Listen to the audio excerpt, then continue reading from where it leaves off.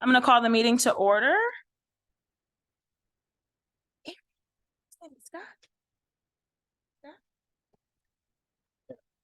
Aaron. Last name. Smith. Oh, Lord. Clark, I would say Aaron. Clark Smith. Can you please take the roll? Mayor Pro Tem Wilcoxen, Present. Mayor Brown, Present. Councilmember Sweet, Present. Councilmember Tucson, Present. Councilmember D Simmons, Present. Councilmember J Simmons, Present. Councilmember King. Present. 7 present and no absent. We have quorum. Thank you. Please rise as you're able for a moment of silence and the Pledge of Allegiance.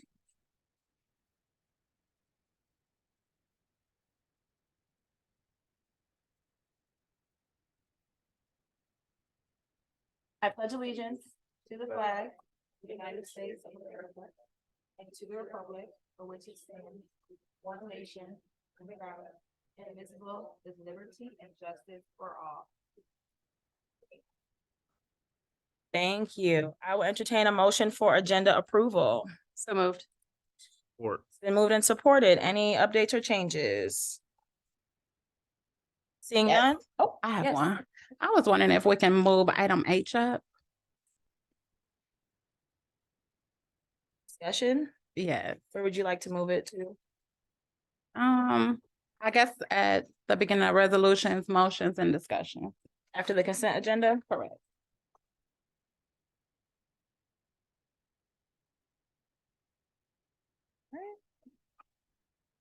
Any other updates or changes? All in favor of the agenda as amended, please say aye. Aye. Any opposed? All right. This is our opportunity for public comment. So you'll have 3 minutes to address comment. Hi, everyone. We'll start with who signed up on the list. When your name is called, please come up to the podium if you're able, state your name, your address if you feel so comfortable, and you will have 3 minutes. The buzzer will go off when your time is up, and we ask that you please try to stay within those 3 minutes. Once we're done with the list, I will start with those who are sitting in the audience who have not signed up, and then we'll move to anyone who is on Zoom joining us to give comment. So the first is Mayor Farmer. Good evening. Good evening. I'm Cheryl Farmer. I'm a retired physician and the former mayor of Ypsilanti. And I'm here tonight because when I was running for mayor in 1995, ancient history now, I know, I was running to implement the new charter and its ethics provisions and its human relations commission and so forth. But what I was hearing at the door, at a lot of doors everywhere in the city, was concerns about danger, people who felt unsafe in their neighborhood, people who felt that their friend's neighborhood in the city was unsafe, people who just were concerned that the city of Ypsilanti as a whole had a reputation, it seemed, of being unsafe. And so that turned out to be the first thing I tackled. So I was listening to my constituents, and I'm happy to report that when I ran for reelection in 98 and 2002, those were not the issues. So, but now I'm hearing about danger again. And I know that people have been calling repeatedly to the police department with concerns about the lawlessness going on at 16 South Washington. And so I'm a little bit alarmed that I know that for a fact there were multiple police calls over the long holiday weekend about drugs, sex, prostitution, alcoholic brawls, loud music way into the night. And yet none of those police calls were reported on their Facebook page this week. So I'm wondering why that was. I want to talk for a minute about homelessness versus lawlessness. So homelessness has so many different causes, but the county is the level of government that's recommended, remanded, required, expected to deal with this problem. And we pay our taxes to the county for a lot of services, one of which is helping people who need help, whether it's with homelessness or mental health, which is at the root of much, I should say, homelessness. particularly the kind that we're seeing, the homeless population that we seem to be seeing right now at 16 North Washington, and that is people who are homeless, but also who can't stay at a county facility, for example, because they won't follow the rules, don't want to follow the rules, don't want to be drug or alcohol free, or maybe they want to, but not right at that moment. And so this is an issue that's really broad. And the thing of it is that, people want to feel safe where they are, whether it's in their community, their county, their state, their country. They want to feel safe wherever they are, but safety starts at the city and township level. And so if there's a call, the police need to respond to that. And I'm done. Thank you. And thank you very much. Angel Vanis. Good evening.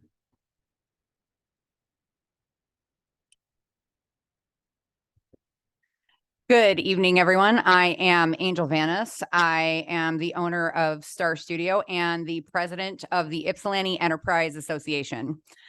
And you're going to hear from some of our membership tonight. And I was looking at what they plan on saying, and I've decided that my job here tonight is to emphasize that we are all on the same team. There are no sides. The multifaceted situation in which we find ourselves in our beautiful little town is complex, and it is an issue. No matter who you are, it is affecting you. And I would like to point out that it does no one any good for business owners and property owners to attack nonprofits, nor does it do any good for there to be meetings that are basically echo chambers for your own ideas, wherein no solutions are actually presented, but the business community is demonized within it. There is no side here. It is not us and them, no matter how you look at it. It is all us. Every person in this city, whether they are housed or not, is a citizen of this city and deserves compassion and care and a place to live. On the flip side of that, every business owner in this city has given their lifeblood and everything that they have to try and create a place where people want to come and spend money. That is what businesses are. And when they do that, then we can pay our tax, which we want to do. We really do. I need everyone to see the bigger picture. Fighting does no one any good. No one, literally no one in this city is a Disney villain who cackles up in their tower about all of the horrible things they're going to do to anybody. Everyone is the hero of their own story. Everyone is doing their best. And when you think that you know all about somebody from something that you heard from somebody else, I promise you that you don't. That's it. Just remember, we're all on the same side. That's Thank it. you. Jen Eastridge. Good evening.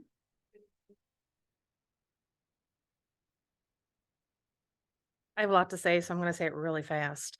My name is Jen Eastridge, and I live at 1144 Roosevelt. I own 110 and 114 West Michigan Avenue, home to my 3 brick and mortar businesses, Unicorn Feed and Supply, Stone and Spoon, and the Gallery at Stone and Spoon.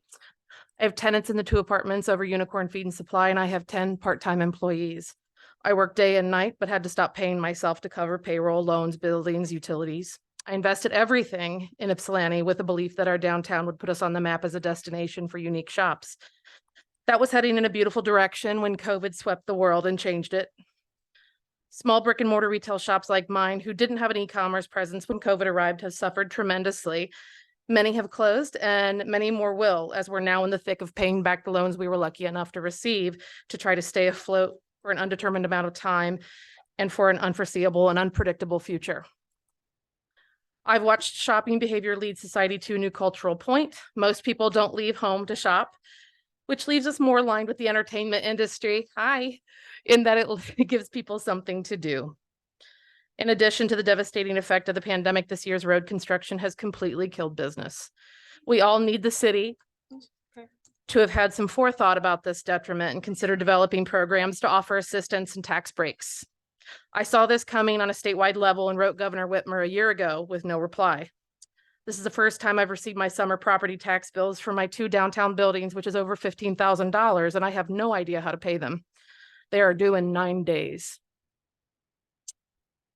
Where is this money supposed to come from when any hope of having the people who do still go out to shop are unable to navigate the lane closures, know how to reach the shops or where to park? How can we expect out-of-town visitors, especially families, to return after they've been aggressively panhandled or witnessed public urination in broad daylight? How can we expect this not to happen when we don't have public restrooms for those in need? Shame on the city and the county for collecting so much of our money, yet still not providing services on some of the most basic human levels.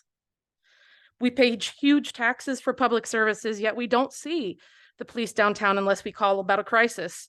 We need to see a regular presence to know that it is not all on us. We've picked up the alleys littered with needles, condoms, liquor bottles, and garbage, and it feels like things are spiraling and we can't just sit and watch it happen. I want Ypsi to be a desirable place to live for those who want a walkable lifestyle and for those who want to support and shop small. Timing is of the essence, and right now those things are at risk. I am asking for the city to consider tax abatements for property owners who are carrying this unbearable burden and to provide financial assistance to small businesses who have taken a huge hit. I am also asking the city to address the need for public restrooms downtown so the businesses don't end up bearing that burden, but also to provide a much needed solution for our community members. I don't say this lightly. We need your help. Thank you. Thank you. Kevin Govlov, Karen Govlov, Garlow, sorry, Karen Garlow. My apologies. Good evening. Thank you, Nicole. No. I own, let's see, I live in the township, but I own 2527 North Washington Street, right next to Deja Vu. There was a fire there like 4 years ago. And then Deja Vu started to do some renovation. You guys shut them down 3 years. And I've been fighting with the city. My husband developed cancer, so I got to take over and try to keep everything running and clean and try to control what was going on down there. And I got no help from the city whatsoever. We used to have Officer Tate walk the streets. I do remember once in a while seeing him, but that was very infrequent. And then all of a sudden that stopped. We have like a resident type of homeless, but which really, they get money so they can go someplace when they need to, and they can get whatever they need to drink or drug, but they don't leave the street. So they hang out in front of my building, in front of Deja Vu. Now that Deja Vu is under construction, there's a bodyguard, and I have a camera across the street caught 6 people bombarding the security guard who open carries. I mean, they are so bold. That doesn't bother them at all. And there was an old guy with a hammer across the street that works on the building, and his friend, they went over to support the security guard. And then finally the 6 backed off, but it ended up in a standoff, but it could have been bad. And it just happened. So I have seen nothing but a huge influx of people. I walk the streets. I've been doing this now for a month, trying to figure out where these people are coming from. And it's as if there is a huge influx, trying to be able to create the appearance of a crisis. It's like stoking fire in the back door, so you can run to the front door and say, "Oh, I sell fire hydrants or fire extinguishers." Sorry, it's so not right. And we asked the mayor to come see. We asked the mayor to show up. You try to get help from DPW or the police, and nobody comes. They're just vacant. We're not vacant. We're out there. We come out every day. But you guys, you can't just ignore the problem. It's huge. Luckily, I carry, so I don't care. You know, I will protect myself. I'm not afraid to shoot somebody, but I'm also not going to just go out there and start shooting. But someone needs to train these people and let them know that they have to have respect if they're going to be here. Go out, pick up trash if you're going to feed them. Do something so that they have a purpose. We could get this whole city clean with the amount of people that are there. But there's nothing, we don't have anything for them to do. So they're bored. We are their entertainment, and all they're doing is just constantly pressing us to be able to see how much money we can give them. Well, you know, I'm done. I'm totally tapped out giving out. And I do want to make something that's constructive and long-term, because it is not going to get better. I can tell it's just going to keep escalating. The more we keep giving out stuff, the more they're going to come. Thank you. Diana Gonzalez.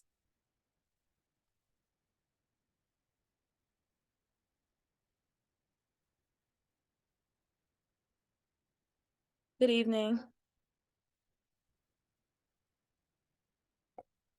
I'm Diana Gonzalez. I am a homeowner near Depot Town, the Prospect Park area.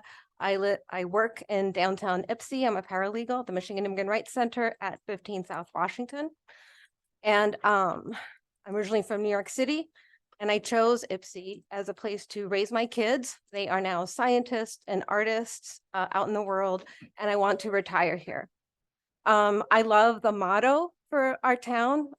Diversity is kind of an old-fashioned term now. It's not enough. Diversity just exists. But I made this my home because I thought I belonged.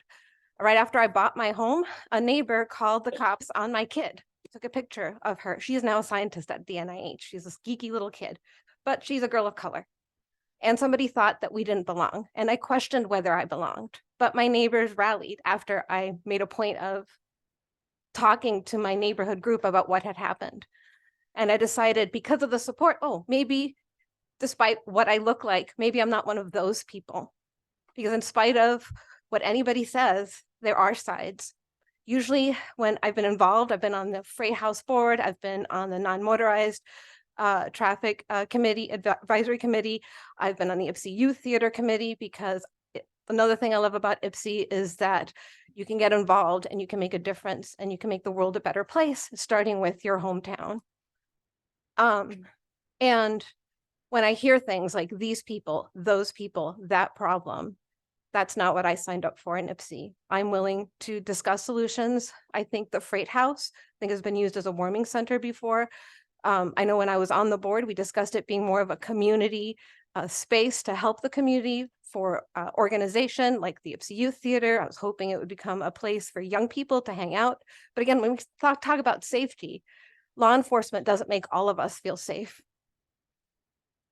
How often do you get stopped by the police? Because I get stopped every year, only a handful of times, because I know I have privilege as a non-Black person of color. But I also know that the white men in this room don't get stopped every year. So that's the solution that I and others will propose, is using the Freight House, which is owned by the city, to house unhoused people and to really live up to the motto of our town for compassionate, inclusive, a place that's also at the forefront of a lot of these solutions countrywide, nationwide. We see what's happening in places like Portland or New York, and we can make a difference here. And I am actually done. I cede my time. Thank you. Sunchal. Good evening. Good evening. Good evening, Mayor and the council members. My name is Sun Chao. I'm the owner of a back office studio on Washington Street, and also I'm an immigrant from China and local business owner. As a local business owner, I'm concerned about the safety of my business, my employee, and overall image of downtown Ypsilanti. Running a business is a challenge, and my business partner and I purchased the building back in 2015. It took 3 years to secure the loans and renovate and the renovation. And at the time, no one warned me. After we open, there are lots of future hurdles. First is the pandemic, and then how much we have to pay. Just a promise to pay all the healthcare for our employee and their families, and the utility bills, and for the on the old building. And after 8 years, the vacant storefront increased on Washington Street instead of decreased. So specifically, no one tell me that in America, small business owners' job now include cleaning up vomit and human waste, power washing the storefront, calming my clients who were cornered in the parking lot, remove 2 drunk or 2 high strangers wandering in my business for bathroom, and coffee so my employees, my female employees can feel safe. My experience could be worse, but my neighbor, unlike my neighbor down street, but many shares my concern about declining business environment. The pandemic, the whole summer construction, and the increase of street safety issues have taken a toll.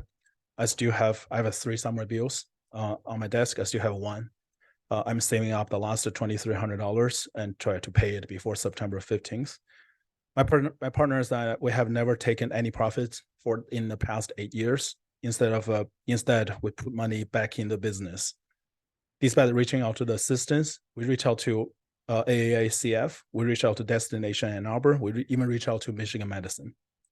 But our communication from the city, the communication we got from the city has only been tax bills, inspection fees, and the tickets for a messy storefront. So here's my call for action. Please host listening sessions with local business property owners to understand our concern and brainstorm collaborative solutions. Increase police presence downtown during business hours to deter illegal activities. Create a small business relief fund or assistance program to offset some of the losses. Temporarily relax regulation and fees or tax to ease operation costs. Improve cleanliness effort of downtown. Better communication about city's actions that have been taken, the action of the city has been taken and resources are available. Encourage residents to shop local. In the past 13 years of living in America, 48197 has always been my home. So I want to keep it that way. Thank you. Thank you. Stacy Bingham. Good evening.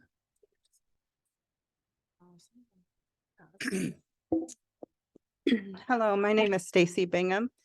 I really didn't plan on saying anything, even though I wrote my name down.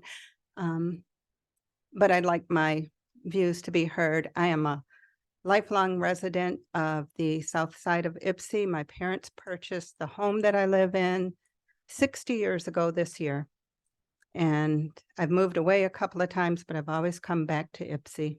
I love Ypsi. And living in this neighborhood for 60 years, I have never witnessed what I've witnessed this summer on Washington Street, South Washington Street. I personally know some of the people there. I personally know someone that was attacked there a month ago or so. I personally know that not everyone there is homeless, although there are homeless people. I know that there are drug addicted people there and people with other substance abuse problems. I would like to also work with someone on a resolution for this. I hate to see this happening in the city of Ypsilanti. I especially hate to see this happening on the Black Lives Matter block. It just feels like a slap in the face to me. I just can't believe that what has become there in such a short period of time. I can't think of anything else I can say other than I hope that, we can work on something. I'm willing to work and I'm available. Thank you. Thank you.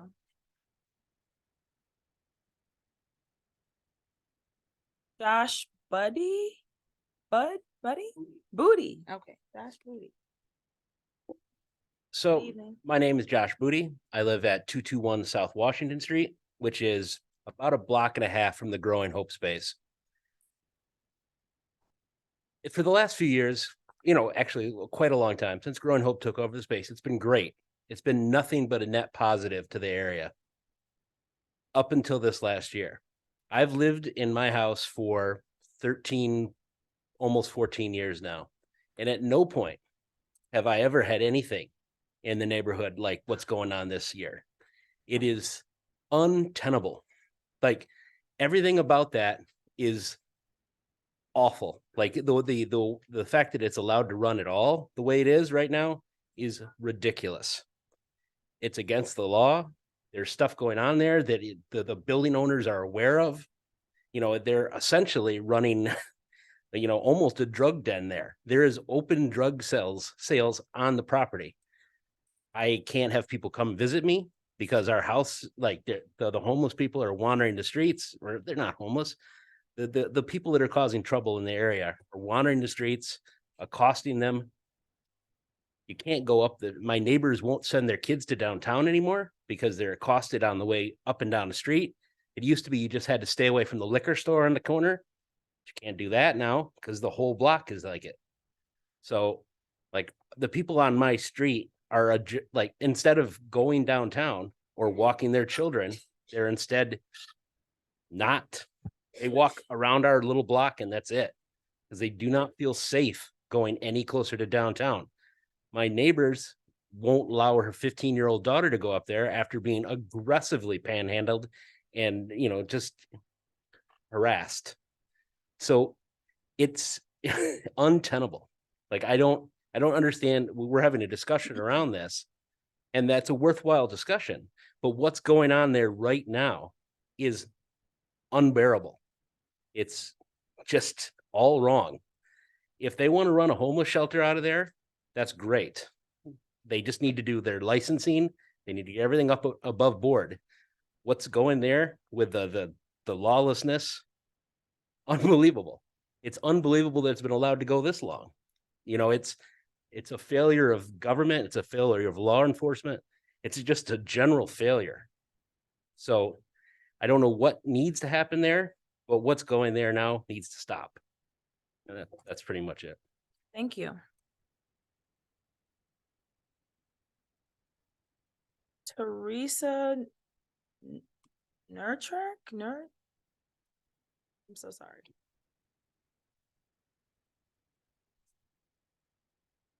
Nurtrack?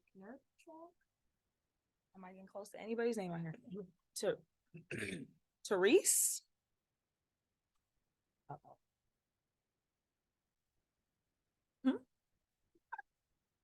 There's no truth. T-E-H-E-R-E or E-C-E-N-N-E-S-T.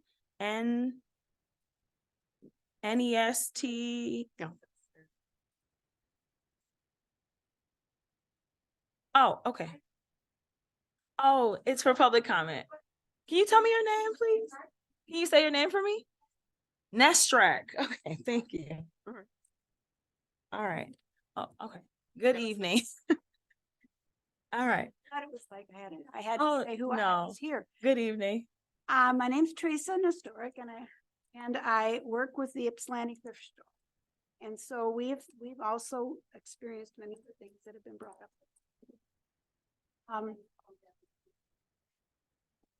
So we're at the Ypsilanti Thrift Shop, and I'm here mostly to see what was going on in regards to the problems that we're having, other things that were impacting other businesses on Washington Street, because we have felt the pressure because it's right next door to our building. And we share a wall and a fence with this area.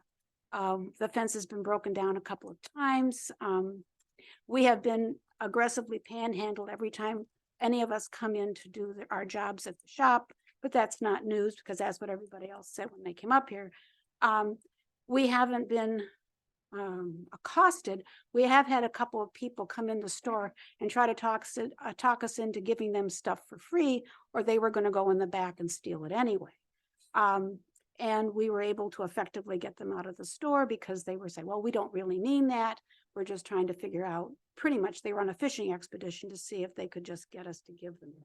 And it was on a day where if anyone's been to the store, $3 is a shirt, $3 is a pair of pants. It was half off day, so you could have gotten a whole outfit for $3. And we said, no, that's not how this runs. If you are in need, then you need to be vetted through a social worker, and we will get you a voucher and we will keep track of what's going on.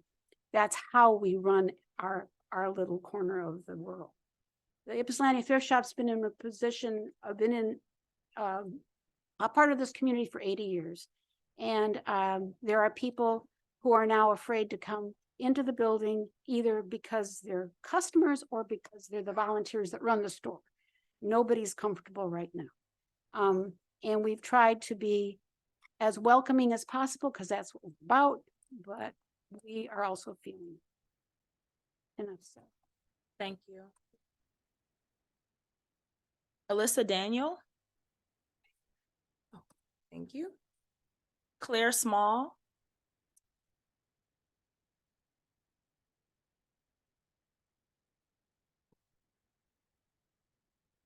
Good evening. Hello. So I moved here to the South Side in 2015. I live in walking distance of the downtown. Stacy is my neighbor, and so is Josh. I'm also very nervous to speak, so bear with me. We live in walking distance of the downtown area, and we walk down here with my toddler almost every day. I'm sorry. This is very embarrassing that I'm crying in front of all of you, but this downtown area has just, I've felt safe here, like Josh had said, this whole time until this past summer. And we noticed that people started sleeping at 16 South Washington, and that's fine. Like, they need somewhere to go. They're homeless. They don't have anywhere else to go.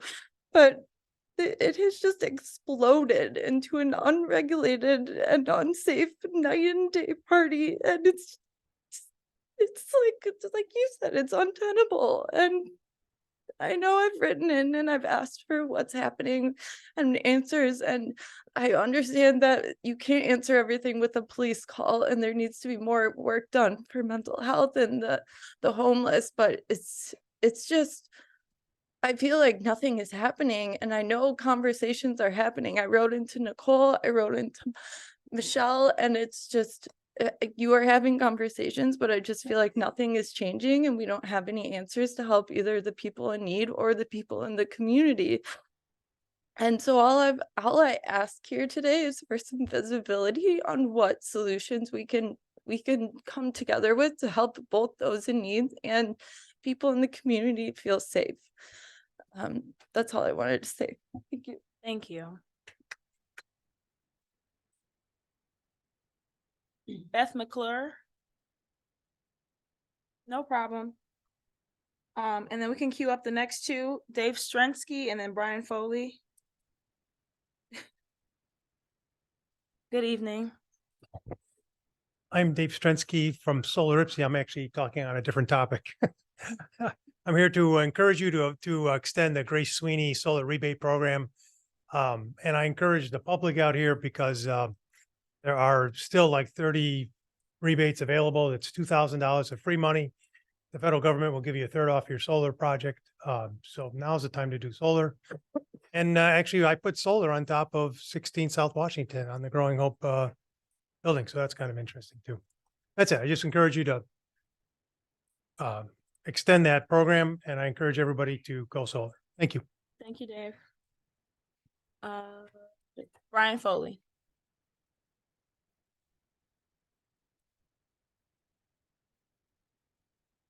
Good evening. Good evening, Mayor, council person, staff. 63 years I live right here in the city of Ypsilanti. Today, I celebrate 13 years clean from any mood changing, mind altering substance. 38 years. No, there's no need to applaud. Thank you. 38 years. 38 years. I live life addiction to drugs and a life of lawlessness. I live in this community. I didn't move here. I still live in the same neighborhood I was born and raised in. You do have a homeless problem here, but that's not what's going on.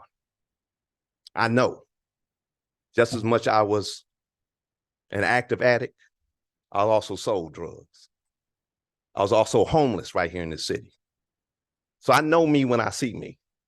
And what you actually have here is an open air drug market. You don't know what you're looking at because you've never been there before. And some of you covering and protecting up this type of activity, you don't need to be sitting in these seats right now. That's real talk. Because you don't know what's going on. Majority of people defending this and the majority of the people who are creating the issues in our city are not from our city.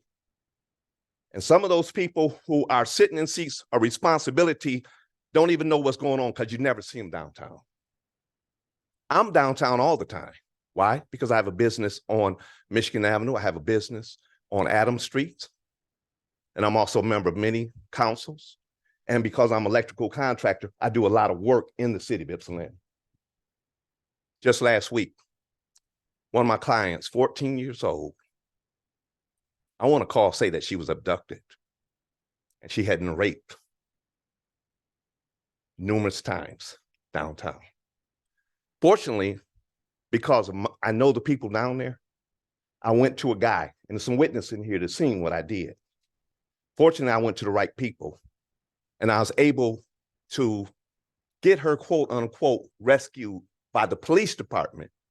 The reason why the police department rescued her because a 14-year-old hanging out with adults causes problems and brings too much heat to the drug distribution and the open air prostitution, drug trafficking, sex trafficking that takes place downtown Ypsilanti. That's what you got going on down there. But you don't know that because you're not down there. I'm down there. And because I know me and I see me and I know how to respond to me. This is the first time in 63 years of existence in the city of Ypsilanti I felt uncomfortable. And I guarantee you, I'm just telling you, if you don't grasp this right now, you're going to have a bigger problem that you had in those Ferguson situations, because you're going to have an untrained police officer responding to a situation that he don't know how to deal with. Thank you.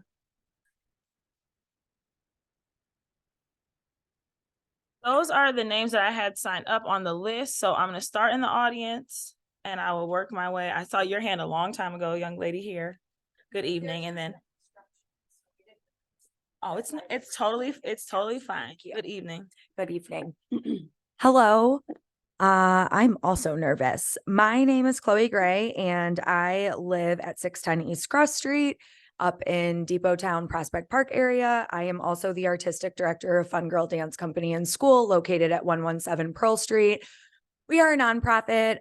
There are just a couple of things that I wanted to touch on. First of all, when it comes to people maybe stopping into the lobby of my business or hitting me up while I'm like on my way to and from work, it's really not that hard to meet people with human decency.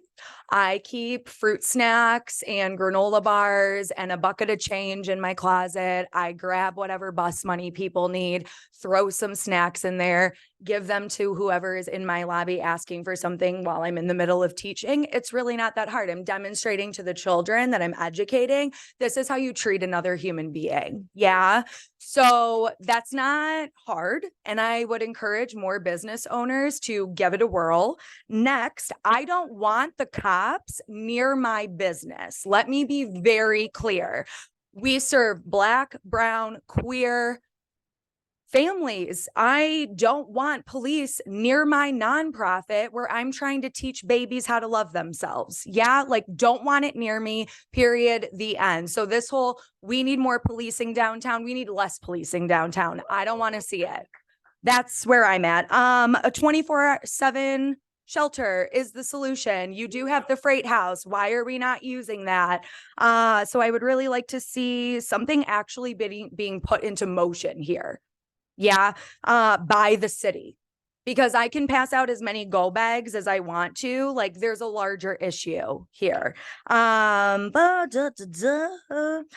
was it. Thank you so much. I don't want to see cops near my nonprofit, and y'all could just hand out some granola bars. It's not that hard. Thank you. Here and then Amber. Good evening. Granola bars was the answer.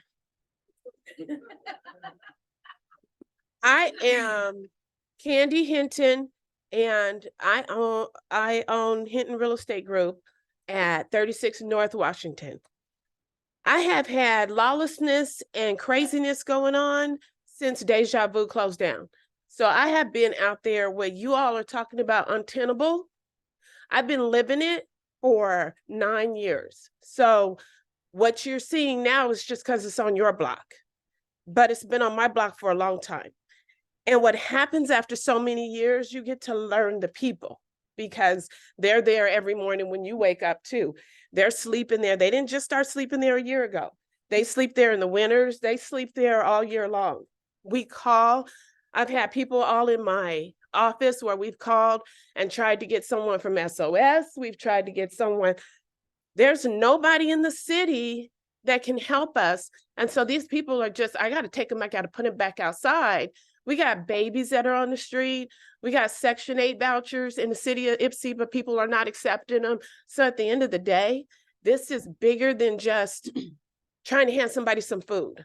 And the city, I'm asking that the city helps us find some solution, but the solution is not, these are my people. They're not my relatives, but they're my folks, they're me. And so I need to make sure when I step over a baby to go home that I can sleep at night. And I can't sleep at night because the city is not doing anything about it to help us try to figure out a long-term solution. I am a business. I don't want them in front of my place. I've lost much money off of people not wanting to walk down the street. The radio station on Fridays at 5 and 6, 7 o'clock blasting. So people don't want to get out of the cars and come by my place. We've got people who are, it's a mess. So as a business person, I'm upset about it. As a human, I'm not trying to have them hurt or being put in contaminated places. I need them to be helped because we need help. Angel said it's about all of us. And it's not black and white, it's babies, it's people who are on drugs, it's people who are unhoused, it's people who are housed who won't leave because they don't want to leave anybody behind. If a homeless person won't leave a person behind because they don't want to leave them in the streets, I don't either, but I don't want them hurt. And I do want them to find a solution because I'd like to start making money again. I have a thing on my store that says, live in Ypsi, because all good things happen here. Some days I can go out there and tell you to hit the QR code and look at all the good things that happen here. And then there are other days I want you to hit the QR code and see how you can help me help the people who live with me every day, because they live there with me. We all live there. Thank you.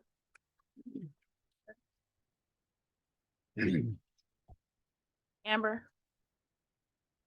Good evening. Hi, Council, Amber Fellows. So I guess my first question is, why isn't this issue on the agenda tonight? You've had a week and a half to put on the agenda. Only 2 of you are needed to do that. So clearly it's a lot of energy in the room. This should have been a discussion item and addressed this meeting. So it definitely needs to be on the agenda next meeting. I do see it as a negligence on the part of council, and the failure to do that for next meeting will only worsen the situation. So failure number 1.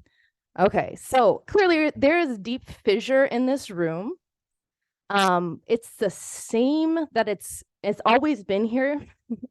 And it's the same power dynamics that have always existed, and it's present today in this room. However, what I do see in this time is at least some consensus in a need to come together to find a solution. I don't think we're coming from the same ideological perspective at all. I've heard some heinous things from the audience, but what I do see is some willingness to hold the city and the county accountable to dealing with the fucking issue. So I've been out here since 2016 asking you to address the housing crisis. A lot of us have, and it's the same issue in 2023. And it's really sad. I mean, I'm talking mostly to the alumni of council, which is Nicole Brown and Jennifer Simmons. Like, what have you done? What have you done since 2016, since 2014? What have you done? Nothing. Nothing. And some of the business owners here have brought up that a few of them have received PPP loans or DDA building improvement funds. These people are taken care of. I understand they're dealing with, complicated issues too, but what money or what resources are going to residents that are experiencing houselessness, experiencing housing insecurity? What are you doing to hold landlords accountable here? It's just really depressing that nothing has been done since I've been engaging in the last 6-7 years. I think, one thing I do want to bring up is that the homelessness rate isn't going down. It's only been going up. Ypsilanti Community Schools has a 25% homelessness rate. That's 1 in 4 children. And the homelessness rate isn't going to go down with more policing. You are going to merely push it out of view. There is money coming to the city for this. There is the public safety and mental health millage. And what have you done with it but put it into the YPD? Disgusting. I know that you just approved building improvements for the police department. Why the hell did you do that? That should be going to a 24-hour shelter and an immediate temporary shelter right now.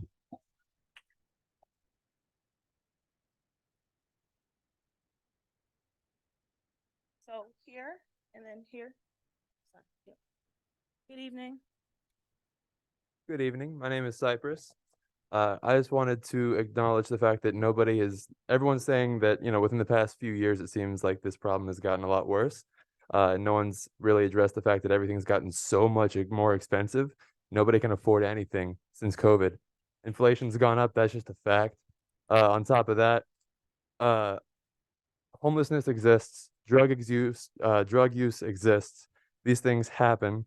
We need a safe space for them to happen, because pushing it to the side, ignoring it, that doesn't solve any issues. Like everyone's been saying, we need to come up with solutions for these problems, not just more police. Yeah. Sorry, should have wrote notes, but yeah. I'll call it there. Other people need to talk, but.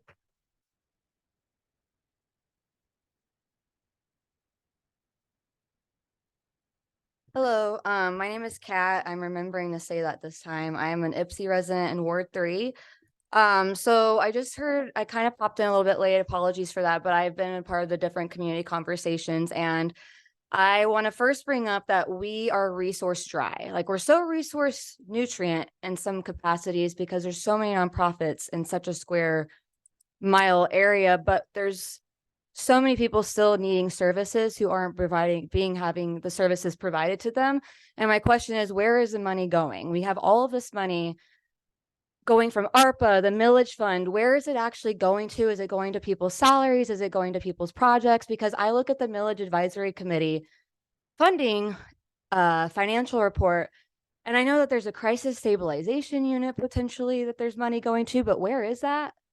I have no idea, genuinely. And then also there's some money going towards LEAD and the jail services, but our LEAD services, they have 10 clients maybe right now, and there's a lot of funding still not being allocated. So I'm just wanting to know, like, where is the money going towards whenever it's not used at the end of the year? Because clearly there's a lot of folks here who are needing it. And I also want to say that this drug use that we're talking about, the narrative that's being framed, business owners, who do you want your patronage to be? Like, what audience members are you like looking forward to and actually wanting? Because your narrative of painting saying like open drug use and feces in your porch. Sure. Okay. Let's talk about a solution of how to address that. Last year, I tried organizing to get a community center here by my little lonesome self because I didn't know that other people were working on that because we're so siloed here. And we can't build power together because we're so siloed here that I'm wasting hours of my time trying to put in effort to this work, but other people are. And the next thing you know, there's Supreme Felons you mentioned Nicole Brown at the mayoral debate, who's going to be doing crisis de-escalation work in the downtown area. But I want to know, how is that going? Like, I genuinely don't know how that's going. And I know that this drug use narrative of like the crack epidemic was literally met with crime and punishment. And the narrative that we have now is health, which is great. That's how it should have been then as well. But we met with crime and punishment. So this narrative of seeing an overrepresentation of Black people, brown people, poor people, people with disabilities, people with mental health conditions, and the housing unhoused population, do your research. It's historic. There are literally historical components to why that is the way that it is.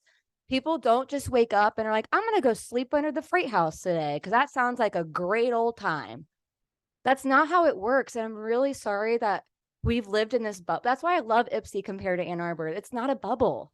I would like to think. So please help it not be a bubble and listen. Thank you. Thank you. Please. Good evening. Hello, my name is Jim Clark. I live at 215 North Hamilton. I'm not a local, but I got here as quick as I could.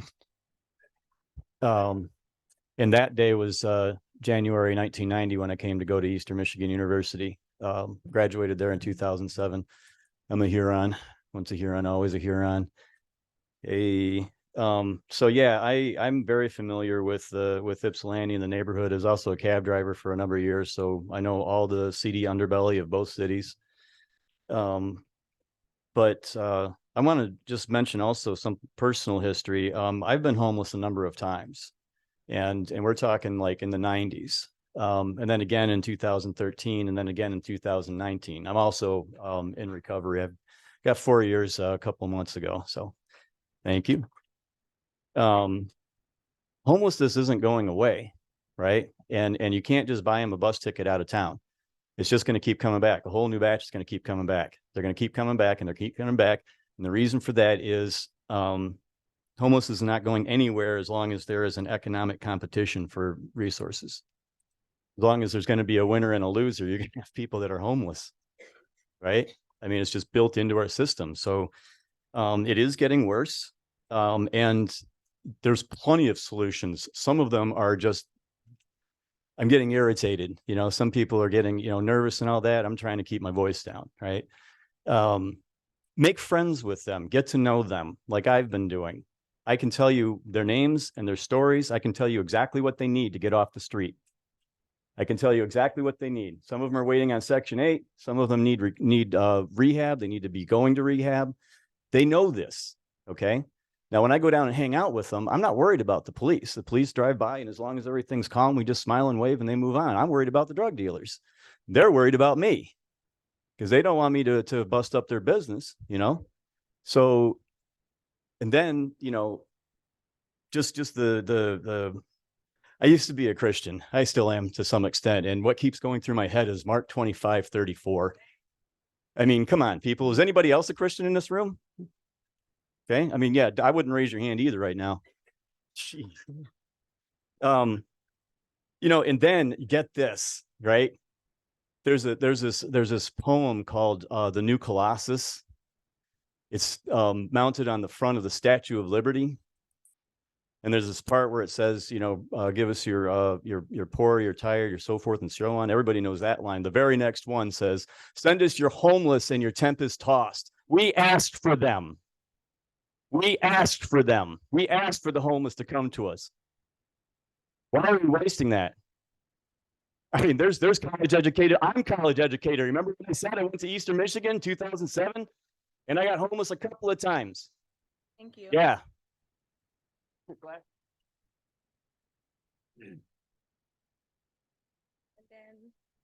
then the person next to you, you can come to be the next one with the, yep.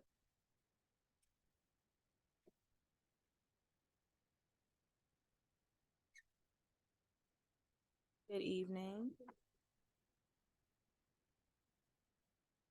My name is Keisha.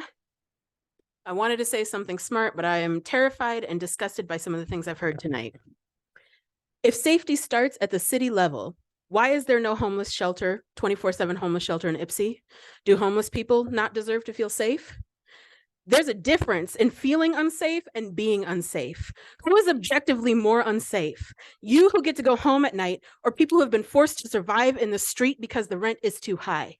You can thank Stuart Miller for that, much of that, by the way.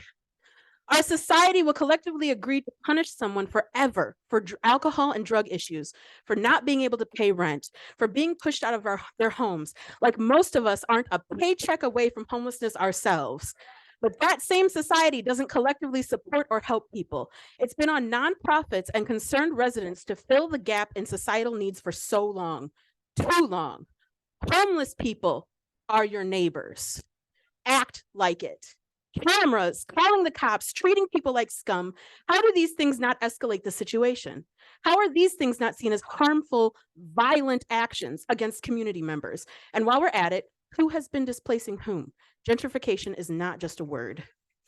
When the problem has existed for decades and the only solution has been calling the cops, then maybe it's time for another solution. And since you want demands, here are some demands. Create and fund a dignified 24/7 shelter in Ypsilanti before spring 2024. Open a temporary shelter immediately, fund and do not interfere with unofficial and temporary shelter spaces, end street sweeps and camp sweeps, ensure that the homeless and housing insecure communities have decision-making and veto power in all Ypsilanti shelter spaces and in their creation. Until you've slept in one, don't talk about why people don't go there. And try de-escalation and decentering yourselves for the first time in your lives. That's how you can fix your so-called problems with your own neighbors. Housing is a human right. Thank you.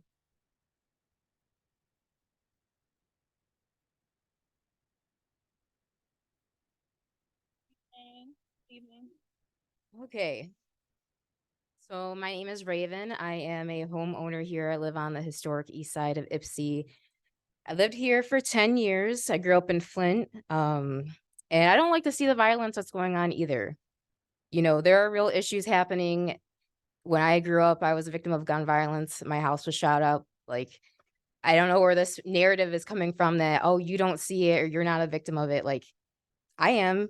And I'm saying the homeowner part too, because it's very clear that a lot of people here are using I'm a property owner, I'm a business owner to get their narrative across, because the people who tend to be business owners and property owners are usually conservative, are usually trying to, enforce gentrification, right? So it's isolating the control and the power in the city.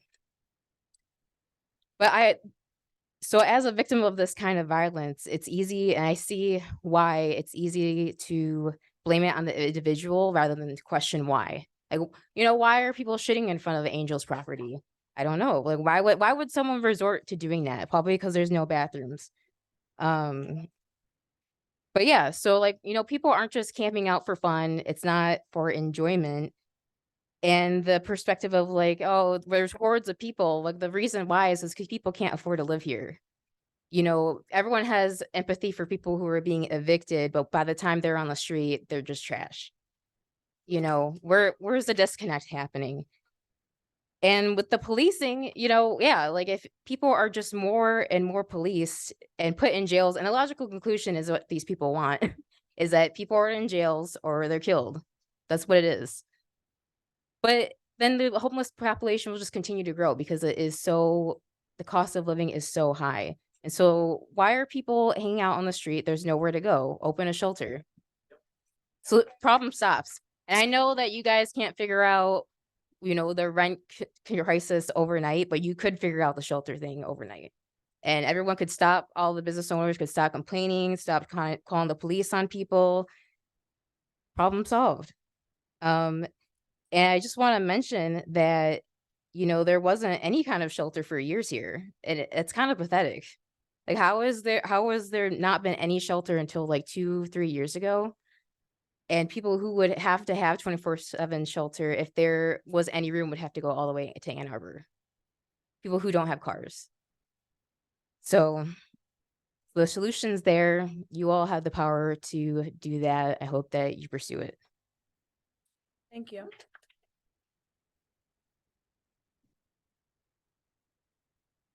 I saw your hand next, right behind Steve. Yeah.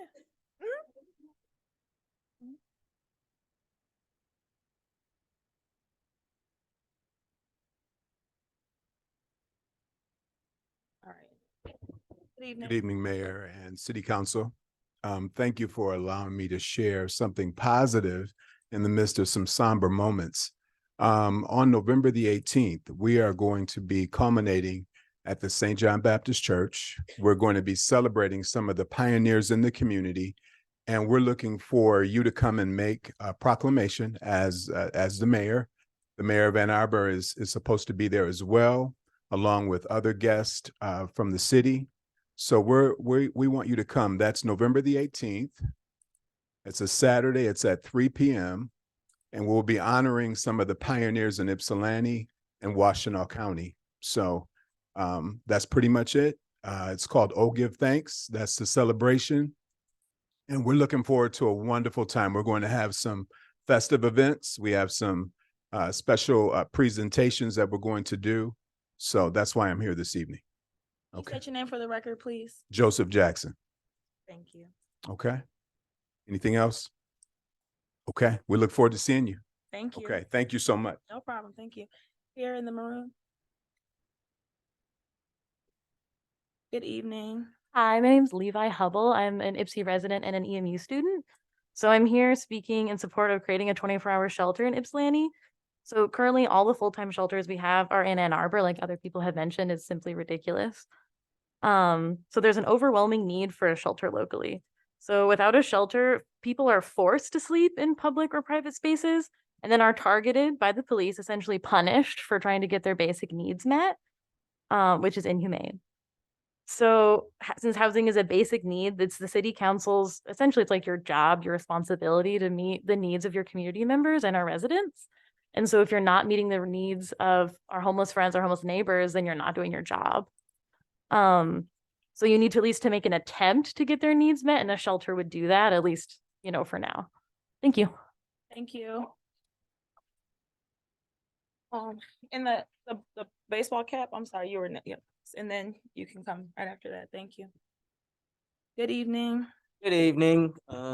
My name is Shihab Jackson. I live at 415 Pearl Street, right around the corner. So I just wanted to sort of, I'm noticing there's a sort of war of narratives in the room right now. And the unfortunate, I think the through line here that I think everybody could agree on is that something needs to happen. Even on some of the more conservative voices. I mean, I'm trying to be empathetic here, but I'm still hearing that they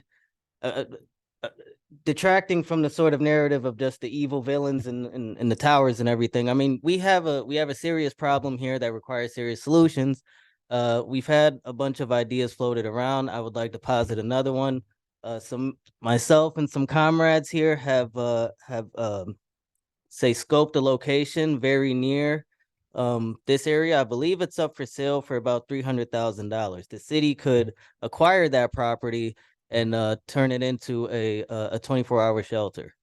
So these are the kind of ideas that we would like to see at least entertained to move this issue forward. I would like to appeal on this certain issue to, I guess, the sort of NIMBYism, not in my backyard, that seems to be going on here. The location that we have scoped is a couple blocks away from downtown, but it is on a bus line, and it is to some degree secluded. It's kind of a perfect place to at least begin to pilot a solution. So that is something that I would urge the city to get with some of us with, and at least entertain, acquire maybe an actual location, which would be in the net long run, I feel like would be a net positive for everybody, including the losses that the business owners keep complaining about, because that's the bottom line here. Ultimately, this is an economic issue that's just going to keep cycling. I think everybody at this point realizes that. It's just a matter of,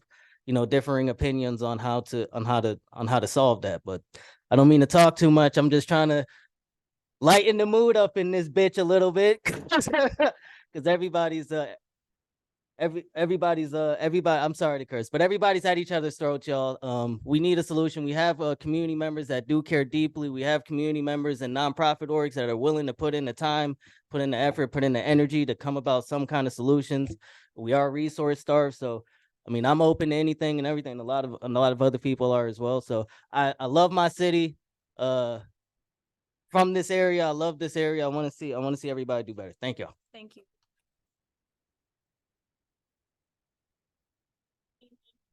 Good evening.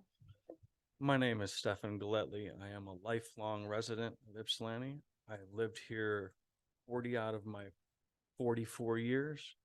I am a business owner. I started my first business in Ypsilanti in 2001.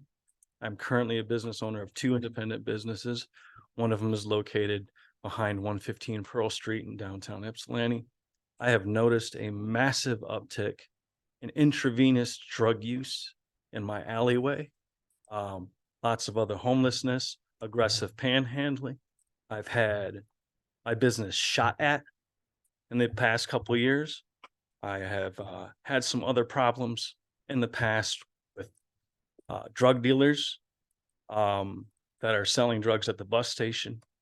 I appreciate the police that do come through and look at what's happening. I see you guys out there. Thank you. I hear a lot of interesting communication that's happening. I work for a church in Ann Arbor. We try to help the homeless. We had warming shelters. We had a porch where people could live under for a while, and it turned violent over a period of time. And that's what's going to happen. I personally had to clean the blood up of somebody who got stabbed, and I don't want to see that happen to anyone. Drug addict, homeless, it doesn't matter.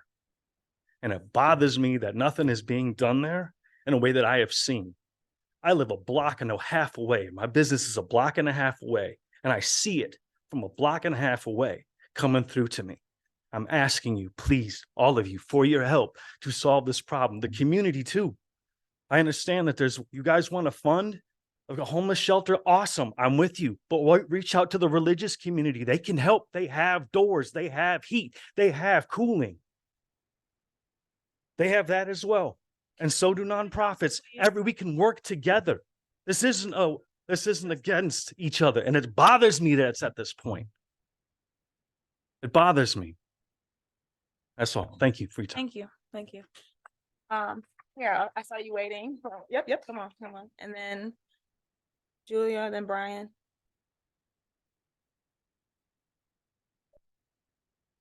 Good evening. Good evening. My name is Sherry Wander, and I am a resident of Ypsi. I also happen to facilitate a democratically governed daytime warming center in the winter months. I was going to get up here to point out that that could be funded all year round and that we really need a 24/7 shelter.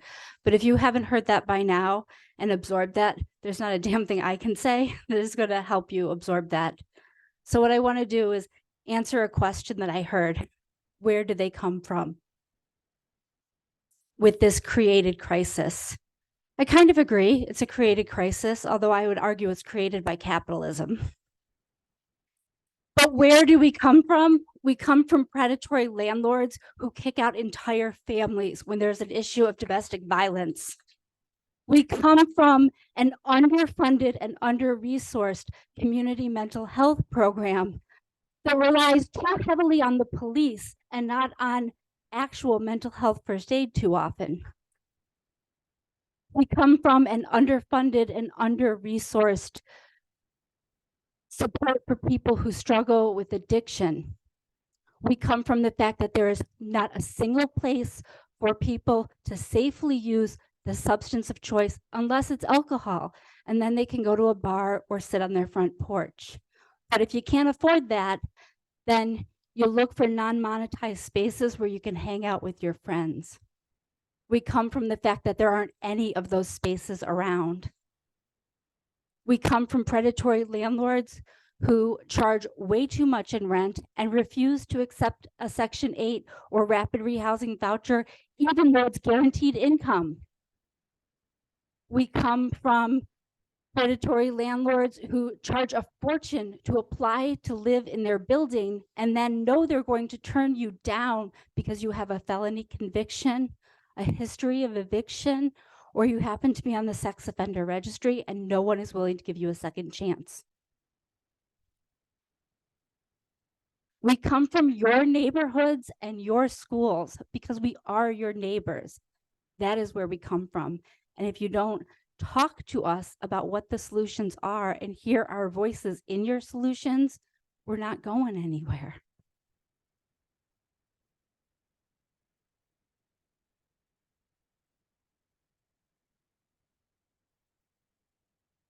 Hi, I'm Julia Behe. I live at Town Center Place. I'm a Ypsilanti Sustainability Commissioner. And I want to say that for me, a lot of times it's important to keep focusing on questions. I'm not even going to sit here and try to say what the answer was, but I did get excited on Instagram last night when I heard the demand for a 24/7 homelessness shelter here in Ypsi. And I want to just say a few bullet points. One, we talk about gentrifiers in Ypsi. I am both a gentrifier and gentrified out of my hometown of Ann Arbor through disability that was caused to me at my job at Ann Arbor Public Schools. So imagine the fact that I don't want to be a gentrifier. I don't actually own a home here, so I'm not that type of gentrifier, but I was gentrified out of Ann Arbor because I couldn't afford the rent in my hometown. I sure would have loved to stay in my hometown. At the same time, I've always had friends in Ypsi. I've stayed here when the rent was better over some of the years. But at the same time, I don't remove myself from people. I don't insulate myself from people. And I do hear both disturbing things from all angles. And so I'm not going to speak on things I don't know about. I don't know what the answer is with the drug stuff and the rehab stuff. I just know we need to help each other. I do agree that we need more clarity about how the money is being spent that we got for the mental health funding, because it doesn't sound like it went to the right things. And on top of that, yeah, I was sexually assaulted by a woman in broad daylight handing out flyers for the Earth Day event that I put on in April of this year. Broad daylight, bus station. And people think that's funny when I bring it up because it was a woman. But I'm a woman. And why am I still being sexually assaulted at age 63? It's happened many times in my life. It was only shocking and only happened because I'm used to a man coming up to me, but it was a woman this time. So anyway, there's that. And then also I'm the midnight shuttle over here at South Washington. I drop by before I go home, I drop by and see who needs a ride somewhere, because I have always loved driving people around and helping people get places. I'm waiting on a teenager right now, can't get home from his soccer game, to call me. So, because he lives in a dangerous neighborhood. So I'm going to go get him from Ypsi High and take him home in a few minutes when he calls. So anyway, I've been getting to know the people over there, and it's a variety of situations.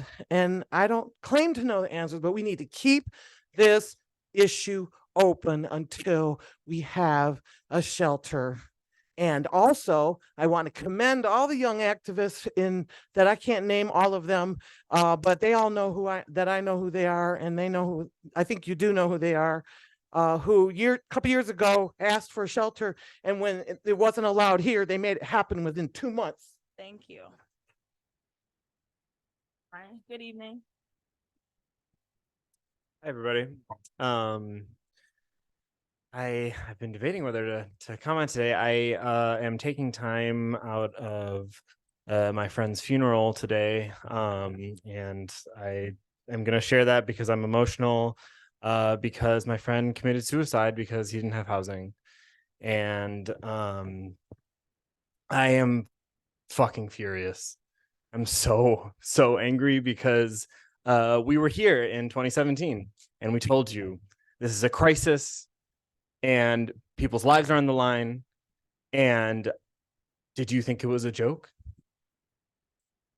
We were here in 2021 when there was a decision made to put a bunch of money into the cop shop. And we said, this is not where that money needs to go. People are in a crisis. Rent is going up at ridiculous rates like we haven't seen, since 2017. And you gave the cops more money. Hope that worked out. And I'm so proud of so many people in this room. This shit's obviously blowing up right now. When you don't see it doesn't mean it's not there. You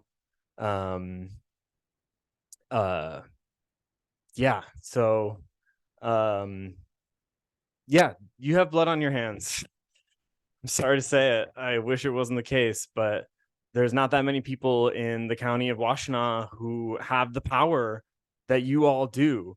And for those of you who have had it, the crisis is boiling over, and it has been. So we need shelter now. We need it. 10 years.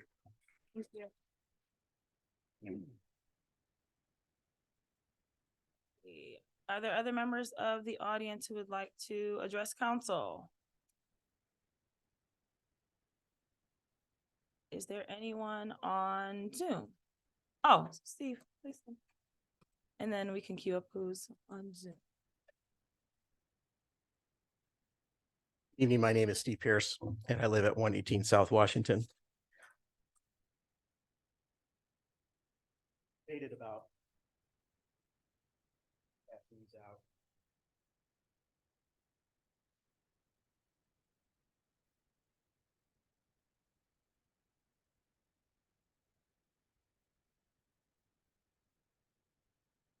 Well, see, that's the sort of stuff. You're supposed to embrace people in the community and respect people in the community. And you don't know me, and you don't know what I do, Steve, you can address. and you don't know what's going on. And so this was Monday morning at 1 o'clock in the morning. And I walked out of my house to let my dogs do their thing one more time before I went to bed, and I heard screaming and yelling from the Growing Hope property. So I walked down to see what was going on. And the trash was everywhere. It had been rocking the night before for nearly 48 hours. That had been going on down there. And it was disgusting. And I took a picture, the gentleman pointed out, but they take pictures all the time too. And I started walking home because there wasn't anything to do. And I realized on top of the mulch pile was a woman, flat out, bone stark, naked, passed out, face down on the mulch pile. And I was shocked. Not shocked because there's somebody there who is suffering from incredible addiction that has led her to this place at 1 o'clock in the morning. I was shocked that when I texted the executive director of Growing Hope and most of the folks that are members of the Growing Hope board and said, there are people on your property right now who are in distress. Please help. No one called. No one showed up. No one came to help. So I stayed. I know the statistics about assaults with women, especially women who are addicted and on the street. I've seen it for myself. And there was no one there that was going to, excuse me, sir. Thank you. And so I stayed. And there was another woman who was just as high, literally bouncing off the walls. The naked woman gets up and starts dancing in the street and then collapses again.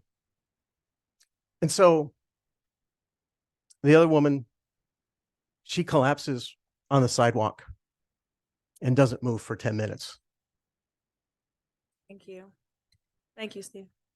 Please help. Is there anyone else in the audience who would like to address council before I move to Zoom? All right. Oh, please come forward.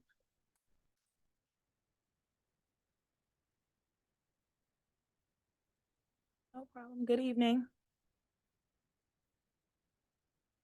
We're facing you guys, so this is who I'm talking to. Yes, sir.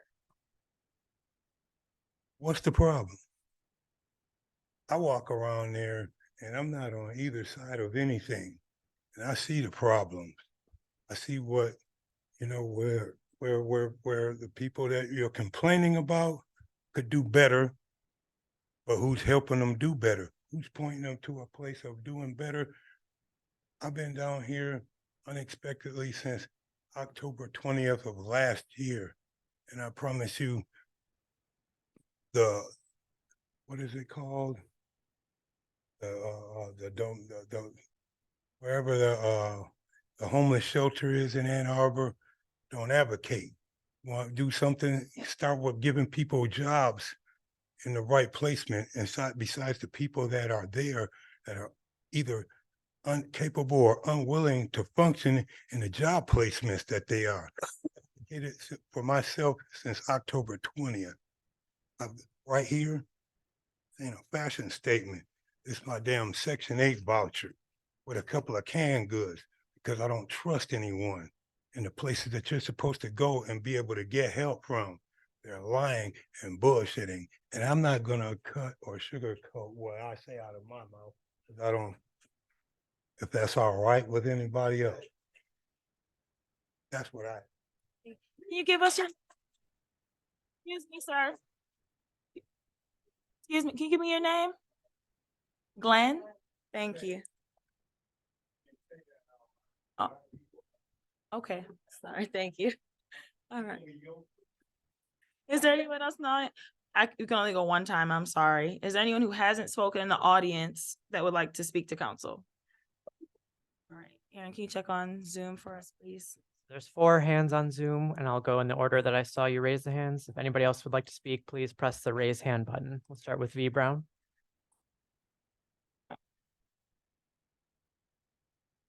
Good evening. Who's Good next? evening, council people.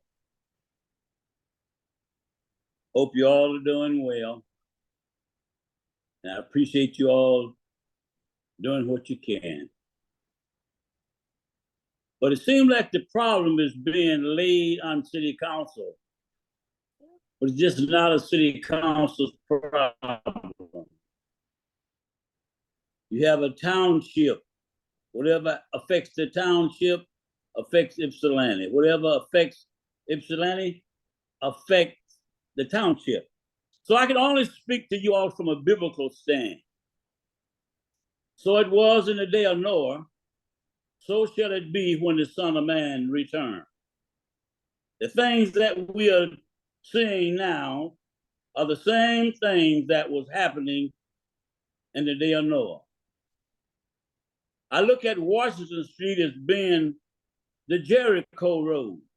You know, the Jericho Road, no one wanted to travel the Jericho Road because that's where the thieves, the murderers, the hookers and the crookers hung out. And they didn't want to be associated with them. All those educators, all of those preachers, all those high-class folk did not want to associate themselves with the people on the Jericho Road. But the people that classed themselves as nothing was the ones that came and solved the problem. And you know who they were? They were the Samaritans. The Samaritans didn't claim to be nothing but Samaritans, but they had good hearts. I don't see no one ever conversating with those folks downtown Ypsilanti. Miss Hinton, hats off to her because she does it. She does it. But I see the majority of them I see, hey, let's get right down to the real truth. The majority of them that I see are Black, and I'm Black, and I'm not afraid of my Black folks. So I'm gonna conversate with them. As I said, find out what they need, find out which way I can help. I had 2 friends that was poisoned downtown Ypsilanti. 2 friends. And we always talk about we don't need police. I had 2 friends that was poisoned downtown Ypsilanti because they were classed as nobodies. And guess what? The Ypsilanti Police Department at that time treated them as they was nothing because Tony Jaguski and Yukas was heading that department, and they never staged an investigation as to how them fellows died. So I want to put the burden on all you folks that say you are this and you are that and Thank you graduated here. The time is up, sir. Okay, ma'am. Have a good night. You too. Thank you. Who's next? Next is Tajali Hodge. Oh, Tajali Hodge. Good evening. Hi, thank you for having me tonight. I would like to say that I do agree with everything Mr. Tucson just said, but wow, I have heard a lot of white fragility tonight, a lot of outright racism and some dangerous language. I have heard white people talk about shooting Black people. I've also heard about being accosted and harassed, but I have to wonder, how would these folks feel if the people asking for money and for help were white and well-dressed? There's a lot of unsaid racism in this space. There's a lot of uncomfortability. Uncomfortable does not mean unsafe. I personally have walked into 16 South Washington Street at 2 o'clock in the morning. I've walked to the parking lot from Taproom at 1:45. I shop downtown. I love downtown. I have never felt unsafe. And like Mr. Tucson said, a big part of that is because I am comfortable around Black people and folks struggling with addiction and alcoholism. And all of the people talking about how afraid they are, how do you think these folks feel? Who is more afraid? You, who have someplace to go, or those who don't and are worried about being carted to jail when a neighbor feels uncomfortable or uses language like accosted and harassed? Where I live in Ypsi Township, there are drugs, there are murders, there are parties on my street and my neighborhood. Sometimes I wear earplugs to go to sleep because my neighbor is having a good time on his night off. And that's part of living in a city. That's part of having neighbors. I don't call the police because it's not a life or death situation. I absolutely do not think there should be drug activity, distributions, illegal activity. And by illegal, I mean harmful. I mean assaults. I don't mean people sleeping outside. I don't mean people asking for money. Yes, there has to be boundaries. And the warming centers that Sherry Wander is a part of are democratically run, and alcohol and drug use is not allowed. Assaults need to be reported. And of course, there needs to be a change. But I've heard very few people here talk about possible solutions. We also aren't talking about the problem. The problem is not city council or the county or anything, the nonprofits that are working downtown. The problem is the lack of affordable housing, the end of an eviction hiatus, the lack of coordinated services around addiction and housing and mental health, the lack of a place to go, and yes, the lack of emergency shelter. But this problem did not originate at 16 South Washington. And the only reason why everybody is talking about this now is because it's in their backyards. We wouldn't see near one of these business owners or property owners if it wasn't in their backyard. Come to the table with a solution, not just to blow hot air. We all have to work together, and advocacy without action is meaningless. The answer is not a building. Having a building means nothing if there isn't programming, services, and staff to run it. Let's be clear, there's also no overnight shelter, but we can come up with a solution. Sign me up, call on me, we can work on this together, but someone has to take the lead so efforts aren't duplicated. Thank you. Anjali. Thank you. Who's next? Next is Shay McParlin Parila. Good evening. Yeah, can you hear me? Yes. Thank you. So I just want to uplift the move towards finding solutions, the 24/7 emergency shelter. I've been down there talking to people at the Fed Up Ministries free breakfast on Thursday mornings for the past few weeks. I'm a member of the Mutual Aid Network of Ypsilanti, and we've been trying to coordinate some care and support to meet people's needs as they identify them. And if you talk to any of these folks down there, you're going to hear the same thing. Obviously, people need houses, but people also just need food, clothes, healthcare, cell phones. It's pretty simple. Bathrooms is a big one. When people were posting, ranting about there's people are going to the bathroom outside. Oh my God. Did any of them call up a porta potty company and see how much it even costs to put a porta potty downtown? Because I did, and we did it at the Mutual Aid Network of Ypsilanti. It's $110 a month for a weekly service, and people are using that bathroom right now. So the fact that there's people that aren't going to the bathroom, in the street is partially solved by that issue. Obviously, there needs to be safe injection sites. There's issues with addiction, and there's a lot of problems we can work to solve, but there are tangible solutions. You know, you got to build relationships with people that are out there, and they should be centered in the conversation. A lot of those people aren't here tonight because they don't have faith in this system or any of the people that are in power that can make the decisions to change their lives in the most impactful way. And they have good reason to be, considering in 2021, City Council decided to spend $240,000 on new police that have not made one single person safer. And we're going in year 3, that's $715,000. Let's not even look at the fact that the Ypsi police budget is $5.7 million a year, which is $1.7 million more than other similarly sized cities in the state, including Adrian, Michigan, and Hamtramck. So as far as solutions go, we need money. We take it from the police, who are not helping the situation, and we put it into a structural solution that helps people get their basic needs met. I know $1.7 million would go a long way towards all of these problems. Yeah, I just want to uplift, you know, the fact that people are engaging in conversation with the folks most impacted, are definitely going about it the right way. And let's just, you know, continue having those conversations and uplifting those solutions that people are asking for. Thank you. Next is Mary Larkin. Thank you. Good evening.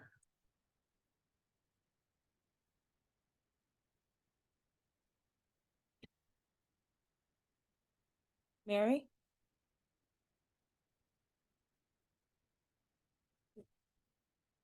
Mary, are you there?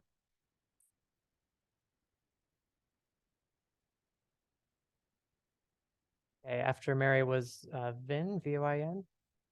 Good evening. Hello, can you hear me? Yes. Good evening.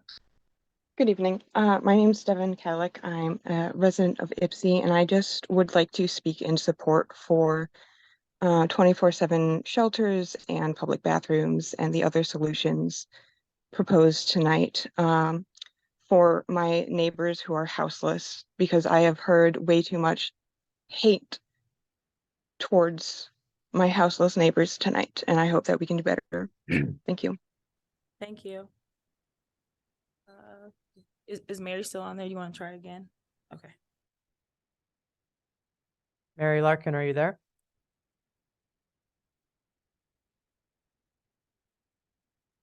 Is there anyone else with their hand raised? Okay. Next is Pastor Anna Taylor McCants. Good evening, Pastor Anna. Hi, can you guys hear me? Yes. Awesome. Great. First, I just want to say publicly, I am so proud, Tajali, to serve beside you as the board president of Fed Up Ministries. I love your heart for the community that we serve. And I just want to give you all the praise. And for the city council, I have spoken with a lot of y'all one-on-one. A lot of y'all have actually come down, and Mayor Nicole, to our Lift Up worship service and breakfast on Thursday mornings, where a direct quote from one of the residents on the south side is, well, you are right. This is the most orderly I've ever seen this space, when talking about folks being positive and the community vibes being positive. And generally the only time that I've been down at 10 a.m. To the Growing Hope space and not seen someone openly doing drugs or drinking has been during my programming, during Fed Up's programming. And I say all of this to say, yes, we need shelter. Yes, we need space, but we need meaningful things for people to do and participate in the community. I echo all of the comments said of, when people are walking down the street, like, do you just look at the folks who are hanging out, who are unhoused, or who are hanging out under the awning, or have you struck up a conversation? Do you know someone by name?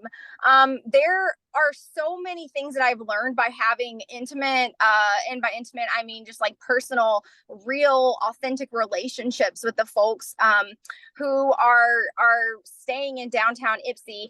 And I'm sorry, I don't know if you can hear the rain in the background. I'm at the airport with my wife. And so I would say one of the ways in which I think that we are going to grow toward a solution, because we're never going to get there, right? Jesus said the poor are always going to be with us. I am a pastor after all. But one of the ways that we're going to be able to progress as a community and grow together is by building relationships, by being able to know each other, knowing each other's needs, and just treating each other with dignity and having compassion for those who maybe we don't understand their walk of life, but how we can begin journeying together. And so I would encourage folks to come down to our worship service on Thursdays at 10 to meet some people, and maybe try and come to some solutions together as a community. And council members, I would encourage you to come and continue listening to the folks who are staying outside and who are using that space for community and relationship building with each other, because I think that that is something that is desperately needed. And I know that together we will be able to come to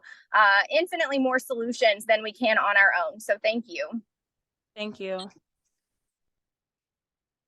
Are there other hands? Okay, you please come and then we can go back to Zoom. Good evening. The camera's back there. Yeah. Okay. My name is Lindy and I live at 169 North Washington Street. So just around the corner. And I just really quickly wanted to say the demands that were said earlier. Keisha said them earlier, but amidst a lot of other really awesome stuff. So I just wanted to uplift them. 1, create and fund a dignified 24/7 shelter in Ypsilanti before spring. 2, open a temporary shelter immediately. Fund and do not interfere with unofficial and temporary shelter spaces. End street sweeps and camp sweeps. 3, ensure that houseless and housing insecure communities have decision-making and veto power in all Ypsilanti shelter spaces and in their creation. And these are not, I hope you guys try your best, they're demands. And everybody here who said the same shit, that wasn't a coincidence. We're organized, we're unified, and we're willing to take the next step to make sure these demands are met. So we'll be back again and we'll be in other places. You'll hear from us, you'll see us, you'll feel us if these things don't happen. So thank you. Thank you.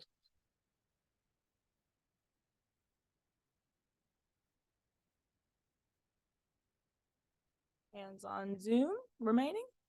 All right, Mary Larkin, if you're there. Okay, can you hear me now? Yes, good evening.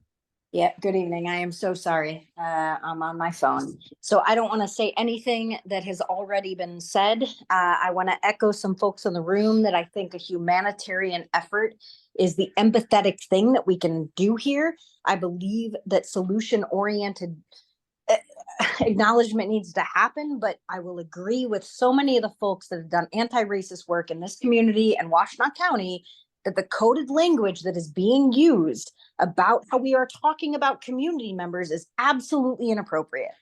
So regardless, I want to believe that we are on the same path for folks that are, I'm hearing people that are former students, current students, former mayors, community members, unhoused folks are all wanting to participate in a conversation. And that feels like the most important thing that we can think about right now, because there have been so many times when that has not been the case. And so again, I will say the same thing that I said at Growing Hope, which was a different situation than this. I trust Nick Brown. I trust Nick. I trust Nick as our mayor. I trust the people who want to hear from us. And we have to have more situations where people are coming together, even if we slightly inherently disagree, but have to remember that we are talking about human beings. And I am getting really sad by the way that I'm hearing us talk about folks. And so that is it. Everybody else has said smarter things than me. Thank you. Are there additional hands in the audience or on Zoom? Anybody else on Zoom wants to speak, please press the raise hand button. All right.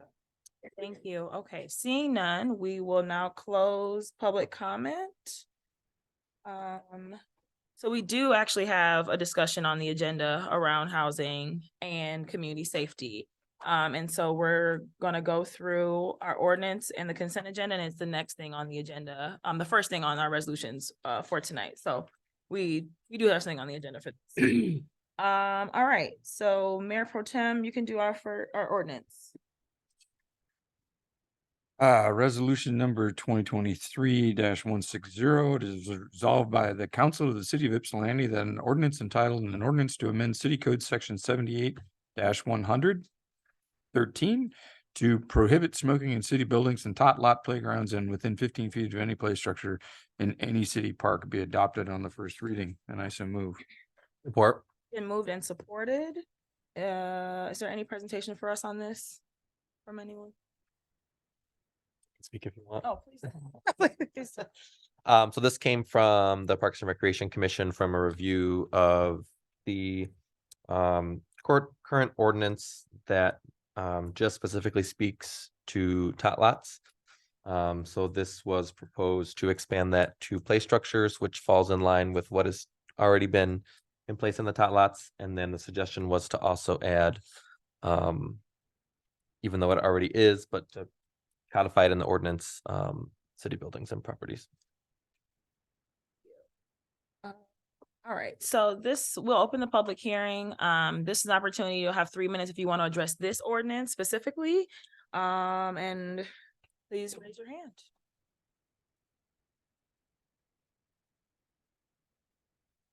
Seeing none, Mayor Pro Tem, the resolution to close the public hearing. Resolution 2023-161, it is resolved by the Council of the City of Ypsilanti that the public hearing for an ordinance entitled an ordinance to amend City Code Section 78-113 to prohibit smoking in city buildings and tot lot playgrounds and within 15 feet of play structures in the city park be officially closed. And I so move. Support. Been moved and supported. All in favor of closing the public hearing, please say aye. Aye. Any opposed? All right, discussion, questions from council about this, anything? We're just codifying the ordinance. All right, well, seeing none, Clerk Smith. Mayor Brown, Yes. Councilmember Sweet, Yes. Councilmember Tucson, Yes. Councilmember D Simmons, Yes. Councilmember J Simmons, Yes. Councilmember King, Yes. and Mayor Pro Tem Wilcoxen. Yes. 7 yes and 0 no. The motion carries unanimously. Thank you. Councilmember Sweet, you have our consent agenda. Resolution number 2023-162, resolved by the Council of the City of Ypsilanti that the following items be approved. Resolution number 2023-163, approving the minutes of the August 1st and 8th, 2023 City Council meetings. Resolution number 2023-164, approving John S. Gilbreth Jr. as an Administrative Hearings Bureau Officer for the City of Ypsilanti, as appointed by the acting city manager. Resolution number 2023-165, approving Daniel DeShane as an Administrative Hearings Bureau Officer for the City of Ypsilanti, as appointed by the acting city manager.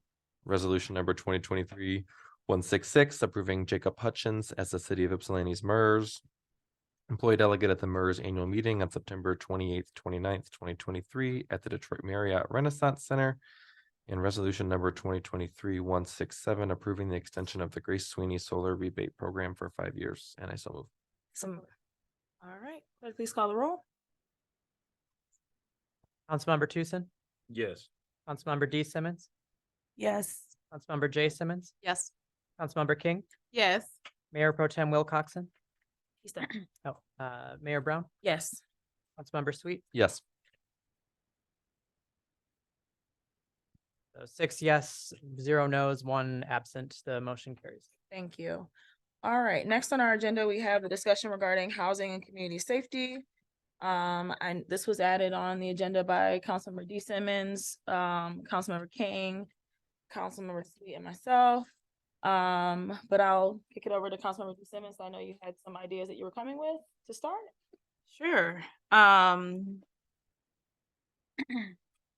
Well, I'm trying to gather my thoughts. There's so many directions to go in with this discussion.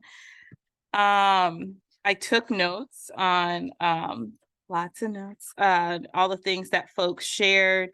There's some themes I know many folks in this space, but also some people who weren't there. I know we had a conversation or an opening kind of community conversation at Growing Hope last week. And there's a lot of similar themes that have come forward. And so, you know, one, I just have a lot of, I'm trying, you know, just whew, like I'm trying to think about how to talk about just like the feelings of all the different groups of people and recognizing the impossibility of the situation if we think that there's one solution, or that anything is going to happen as quickly as we want it. And also a lot of feelings of just like shared empathy and experience around some of the issues that people are experiencing, as well as fears around, you know, safety, and thinking about, you know, that I think a lot of things have kind of gotten put onto like what's happening at Growing Hope and the people who were seeking an awning to sleep, and other things that have come along with that have exasperated that issue. And so then we are talking about the people sleeping under the awning, even while at the same time people are saying, oh, well, we know that this is, you know, people have been sleeping different parts of downtown before, but we see a growing issue this summer. And so to this idea of this growing piece, I think it is important, right, to name why it is at the level it is. And that I don't think that anyone is saying that we like it, right? I don't think anyone is saying that it's acceptable for anybody in the situation.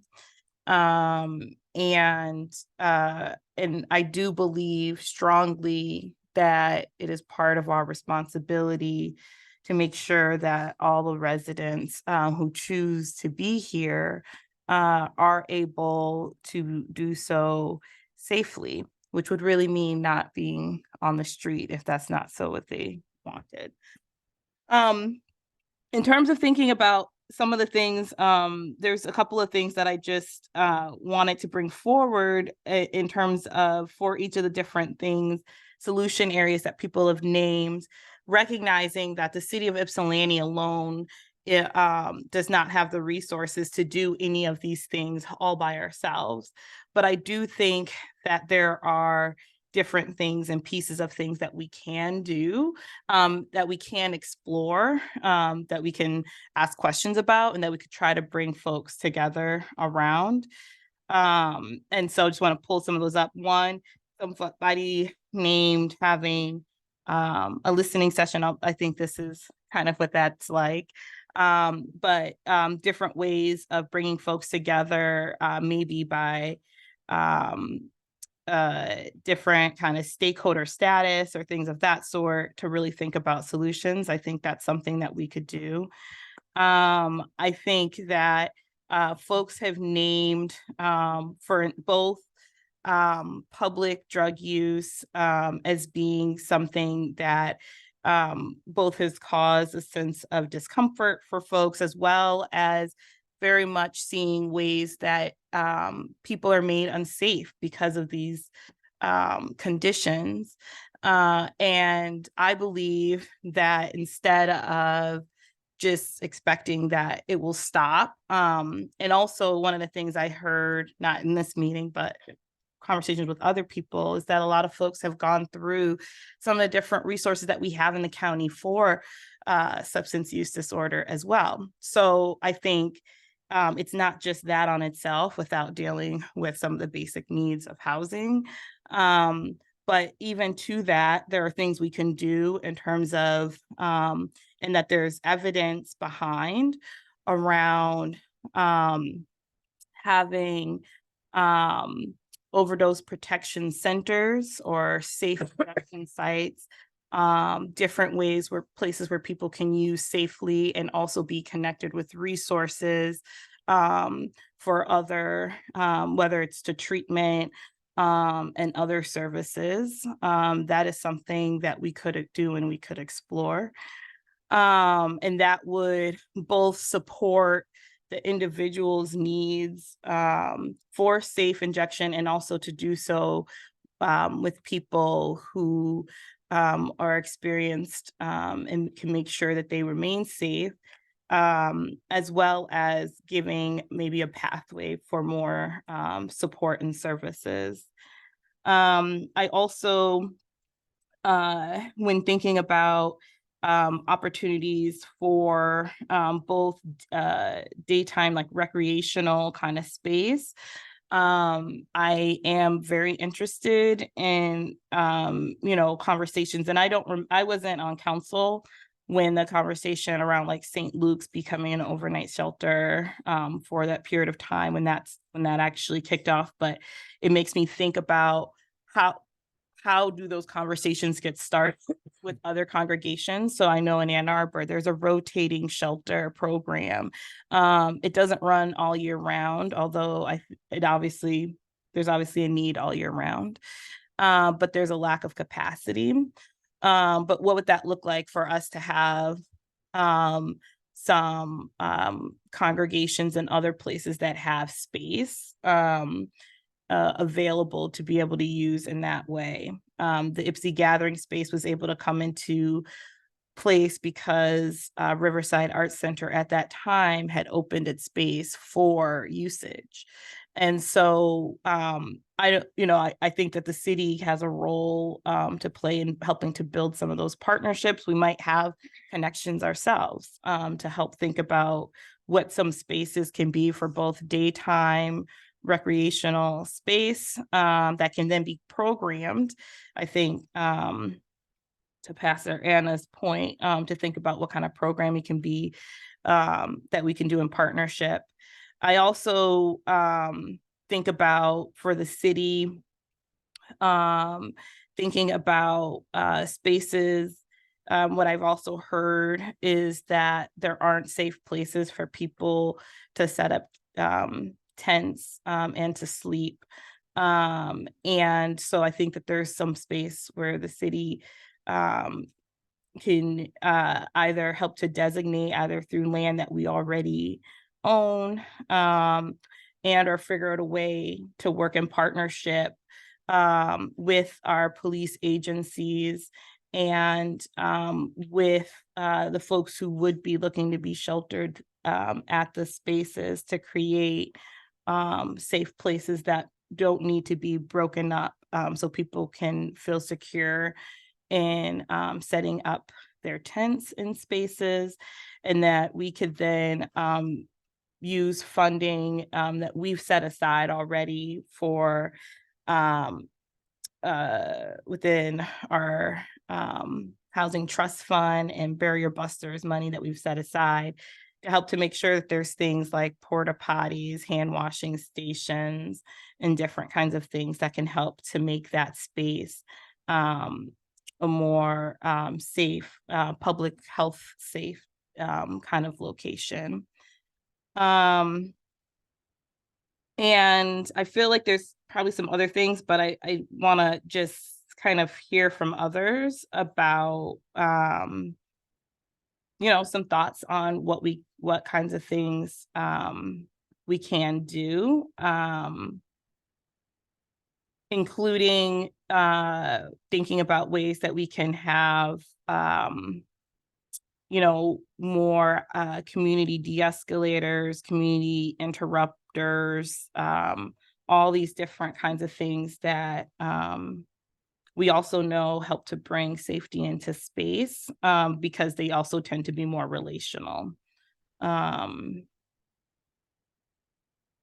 yeah, I'd love to hear from others. Thank you. I have so many thoughts. The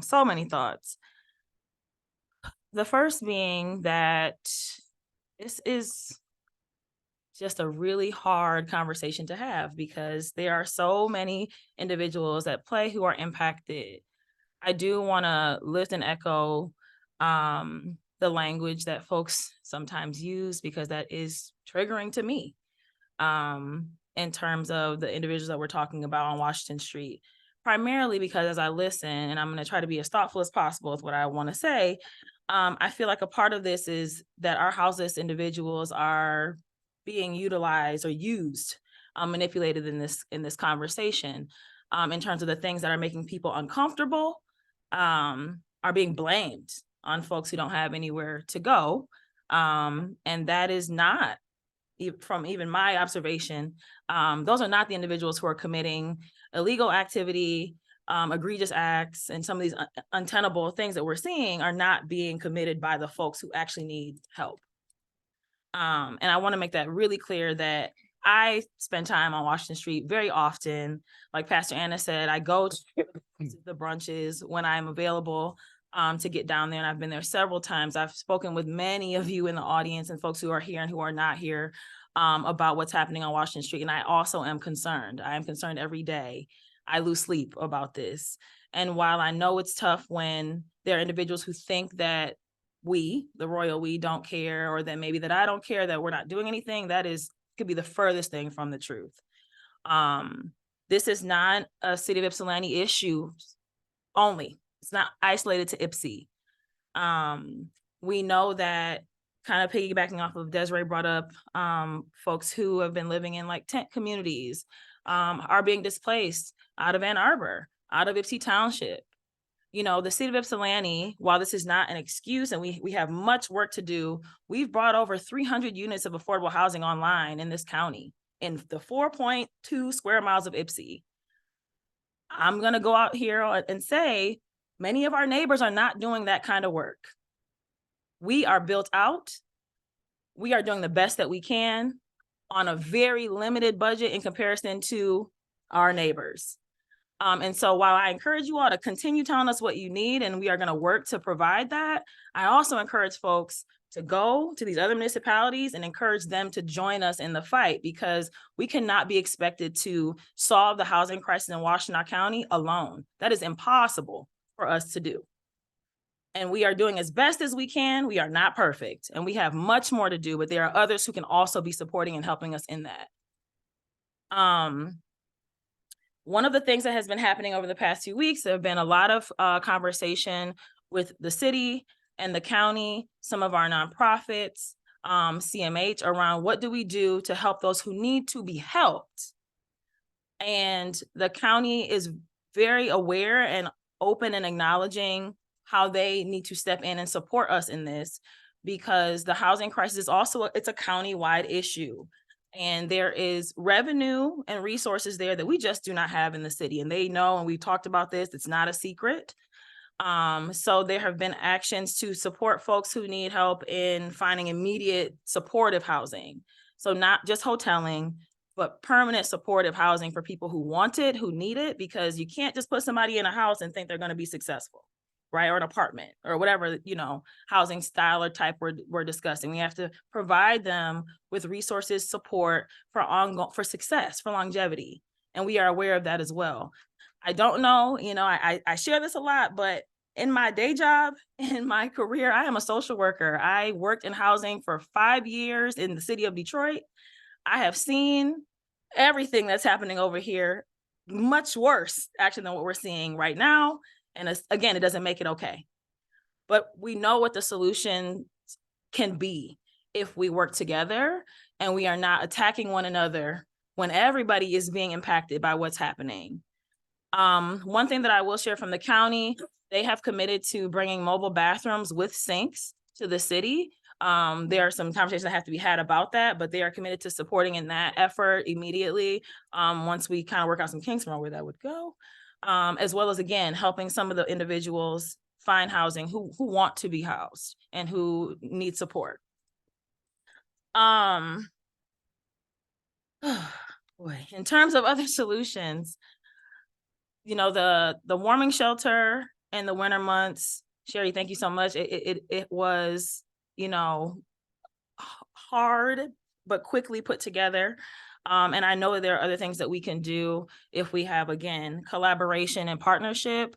I also want to be clear, and you know, folks take this one way or the other, but I also don't want to vilify our police department because they are not arresting houseless individuals. They are not enforcing on folks who are on that property. They have not been doing that.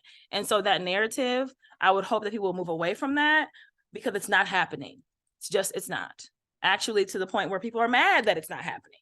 So I would like to clear that up because I think that we create the dissonance and the adversarial relationships by narratives.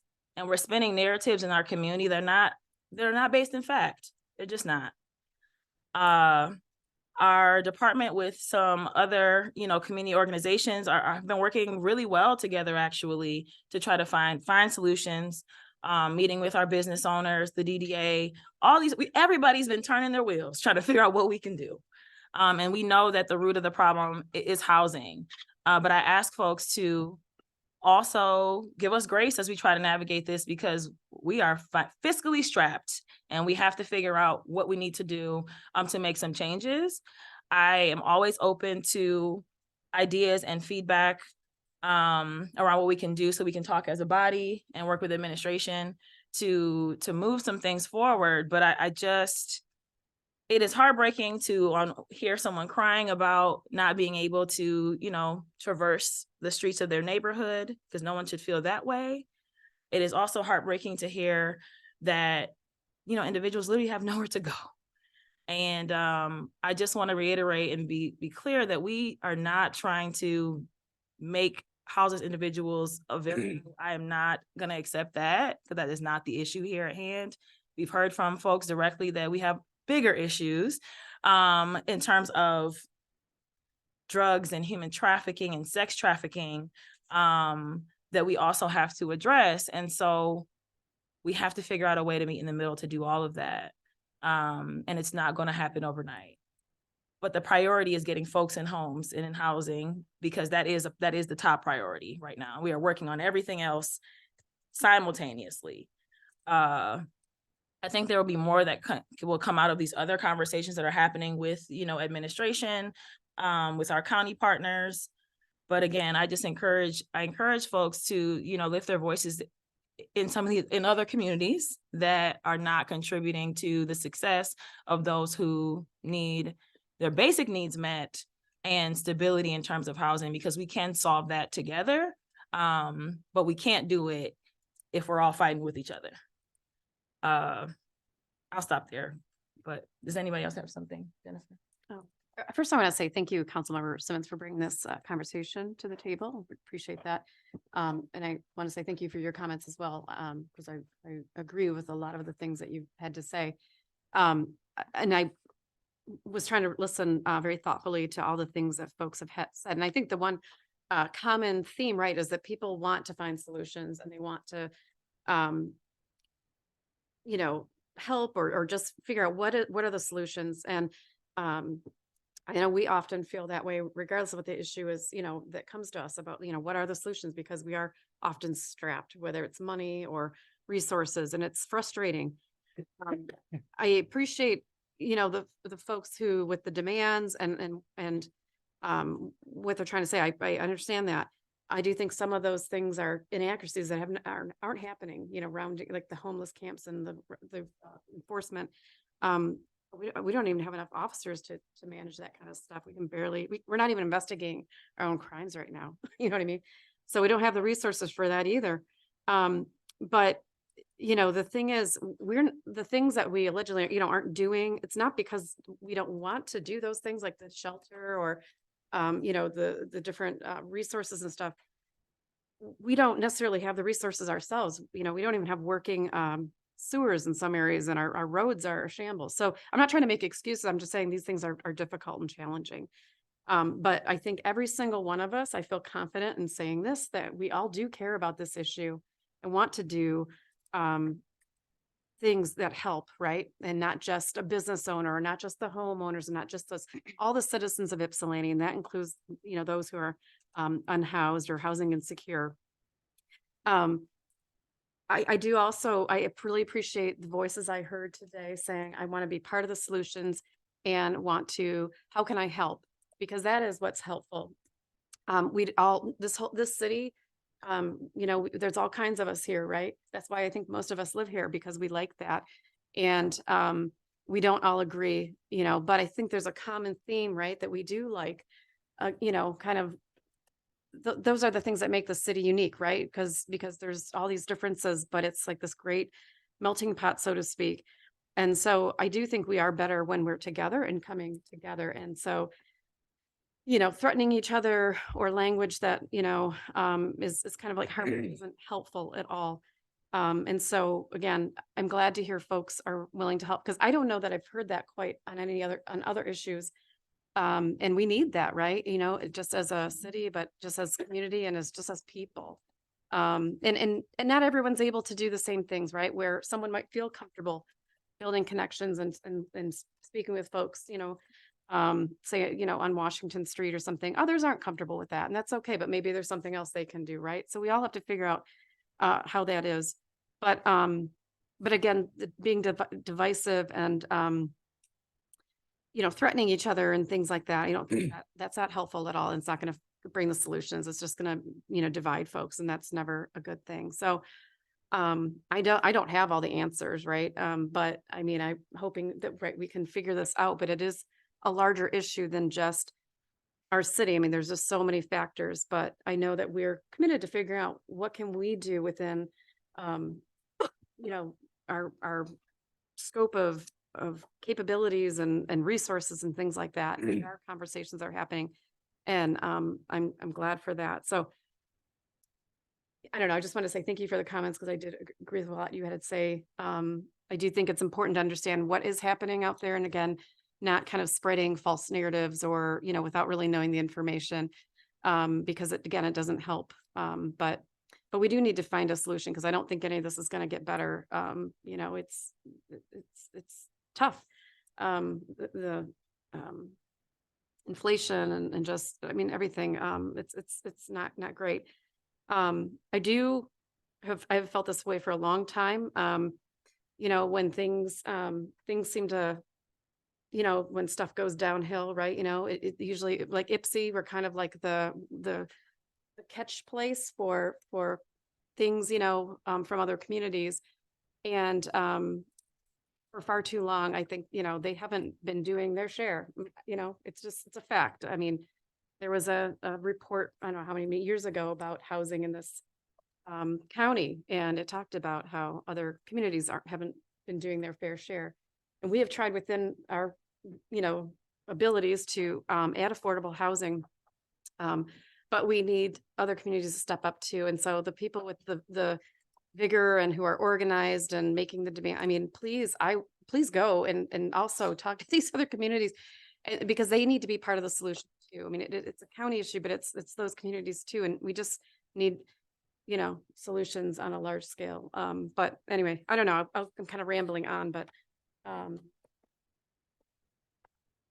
yeah, it's tough. We have to figure out what we can do. And yeah, so anyway, so thanks. Thank you.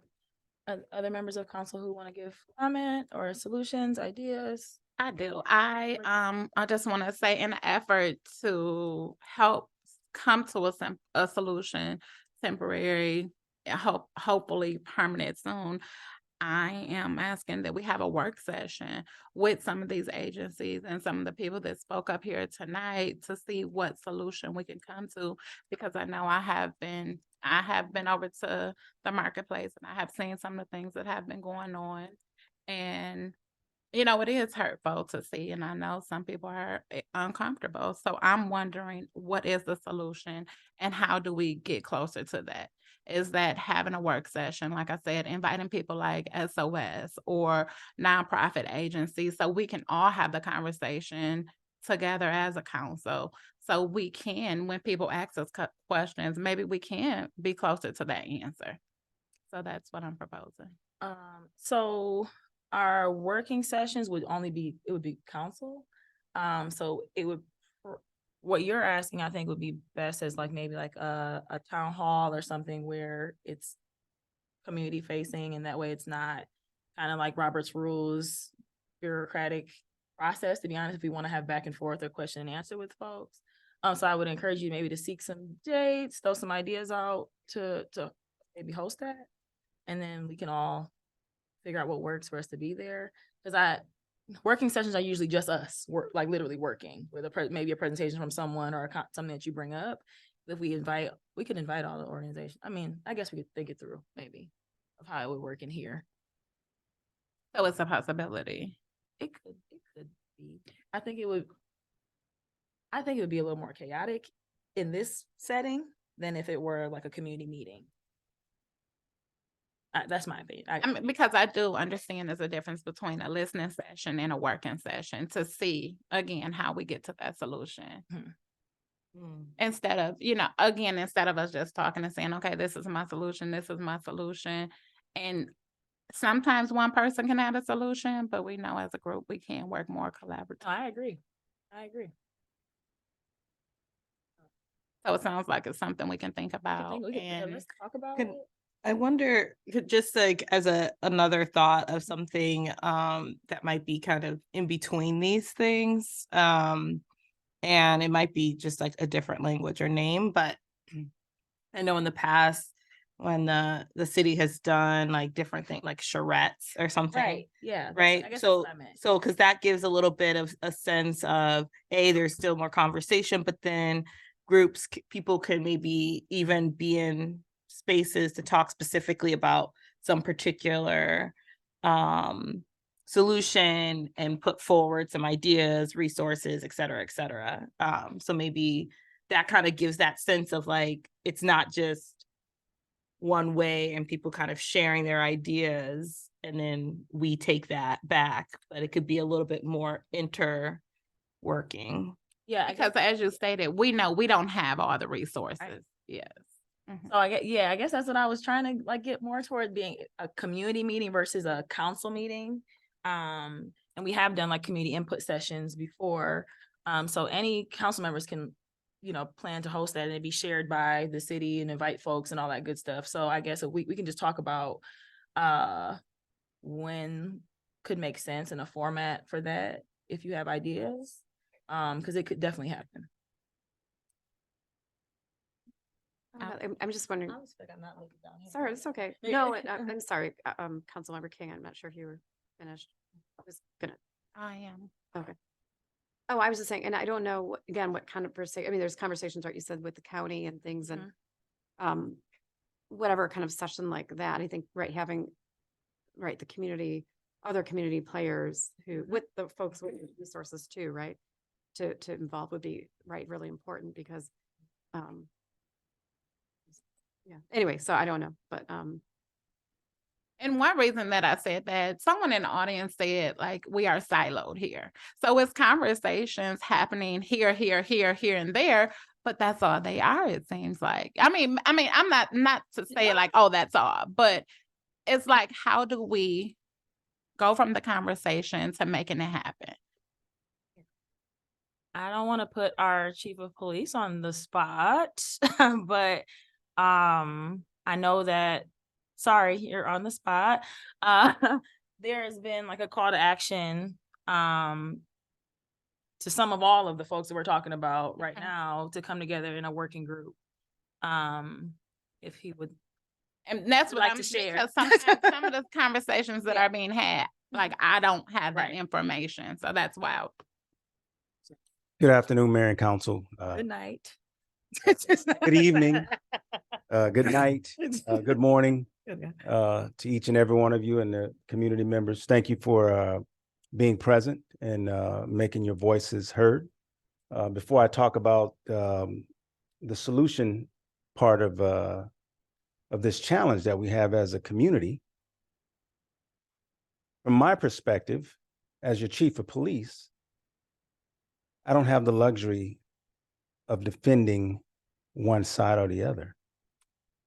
My responsibility is to everybody in this community. Everybody. Housed, unhoused, rich, poor, and everything in between. So my call to action and solution has been to bring all of the key stakeholders and community members to the table to find real, sustainable solutions, not just Band-Aid solutions that'll get us through to the winter. Okay, this epidemic is occurring across the country, and it is not singular to the city of Ypsilanti. But the solution is in togetherness. I was asked to, from a policing perspective, to help find a solution. And in assembling and trying to assembling all of the right people, we titled this Ypsilanti Equitable Solutions, because we don't want to single out just our unsheltered. We want to be equitable for everybody. And by bringing the right people, the decision makers, with the resources across the county together, we will find and create real solutions, and not just t-shirts or banners, but real solutions to help people. There was a lot of things said here tonight. Most of it true on both sides. We have challenges in our community. We have actors from other communities that are impacting our community. From a public safety perspective, when we are engaging with our unsheltered population, there's not a lot of conflict there. They want help, and they've accepted any assistance we've been able to provide. But there are other people taking advantage of our community. These are facts, because I sit out and watch. So I'm asking, as the mayor has asked, for just a little grace in putting the right people in the right space so that we can come up with real solutions and not just have another talking point or another meeting to meet about a meeting. It is a work group with an emphasis on work. We have to be about action in the work if we want to solve our challenges. So I ask for that grace. We are working, I'm listening to all of the things, and it's all solution-based. These are not overnight whimsical solutions. They have to be things that we can sustain as a community, that we can sustain as a city government. Ypsi is 4.5 square miles. Built out, I might add. But there's no challenge that we can't overcome if we do it together. It takes a village. And so the village of Ypsilanti, here's our calling. We have to do this together. So thank you. Question? Member Simmons? Yeah, I have a question. So you were talking about this Ypsi Equitable Solutions Yes. group. I'm interested in hearing more about who these decision makers are and the folks. And I want to also couch within saying that a lot of folks know, but to say to you too, that report that was done that was looking at the countywide and looking specifically at a lot of issues that actually intersect with what we're talking about now. Had some of, I don't know, the smartest people I've met in this county, deep workers, people have been here, deep experience, included over 100 people across a little over a year, looking and putting forward recommendations and solutions, and have put forward 65 solutions, again, that intersect with a lot of the things that we're talking about. And so when we talk about how many times we kind of reinvent the wheel of conversation, and so that's kind of where I'm trying to get a sense, because, right, we already know what issues are. We actually know a lot of the range of what the solutions are too. And so, yeah, so I'm just wanting to get like a little more specific about who's a part of this group, And then my next question for them would be like, are they aware of the work that has already happened, that's already sat within community efforts? So I can tell you, if I'm trying to understand your question, as far as who's invited, the who Yeah. is most of the advocates that was in this room tonight. Mm-hmm. We've invited the leadership at Fed Up Ministry, Growing Hope. I mean, the list is long. I have to pull out my sheet, but all of the advocacy groups, we've asked for their representation because we need them. They're the resources. We can't have action without knowing what the resources are. And of course, we've invited the county stakeholders, representation from this council, City of Ypsilanti, the sheriff's office, all of the community stakeholders that we think have resources that can be committed to sustaining a solution to this challenge. Mm-hmm. So, and are you aware of the? So I'm not aware of everything that may have occurred in the past. I don't know what's occurred in the past, and we're not reinventing the wheel. The path that I'm hoping to get implemented, again, it's all solution based. It's all based on real data. It's on understanding our population and what their needs are, and putting them in connection with the resources. So I'm not saying that what has or hasn't worked in the past. I just know that we are here today. Mm-hmm. Well, I'll encourage you and whoever on council. This report just dropped on the 31st. So this is actually current. It's not past. Mm-hmm. The report just dropped. The work happened over the last year and is complete, like fraught with data, evidence, interviews. And a lot of folks, even within these different agencies, also were included. So I'm just saying it because you know it's and there's folks who are working right now. I'm not part of the bridge team, talking about implementation, what it looks in terms of funding, right? Because we also know, like, it's one thing to say, oh, this is a good solution. It's another thing to have the money to do it, or to know where to get the money and how to match the money that we do have at the state and federal levels with what's happening local. Yeah, that's. So I understand. I'm just naming it happened. It just dropped. What's the name of it? It's Washtenaw Equity Partnership. So the Washtenaw Equity Partnership, and the report just went public. Do you have it? And I can share not only the full report, which is like 120 something pages, as well as supplemental materials that includes a number of interviews that were done with the Vera Institute. So we had the Vera Institute that was part of facilitating and holding it, as well as a summary. So I can make sure that everybody on council and for you to have too, just because I just want to say, like, it is, I mean, it's daunting, honestly. It's daunting. And as you're saying, and others are saying, right, we need folks, we need to like link up on this. And so I'm just encouraging that we use some of the things that we have. And that did include, like I said, a wide range of folks in community, as well as folks and administration within the county, and other parts of the county. Can I just say something? Of course. So one of the things that we talked about, some of them, I called a couple meetings last week, and we do not want to recreate the wheel. We want to use information that's been used. I've been in direct communication with also staff from OCD, the leader, the manager for Hawk, and all these different things, to make sure that we are not missing things that have already been done, because we'd be wasting time. Right.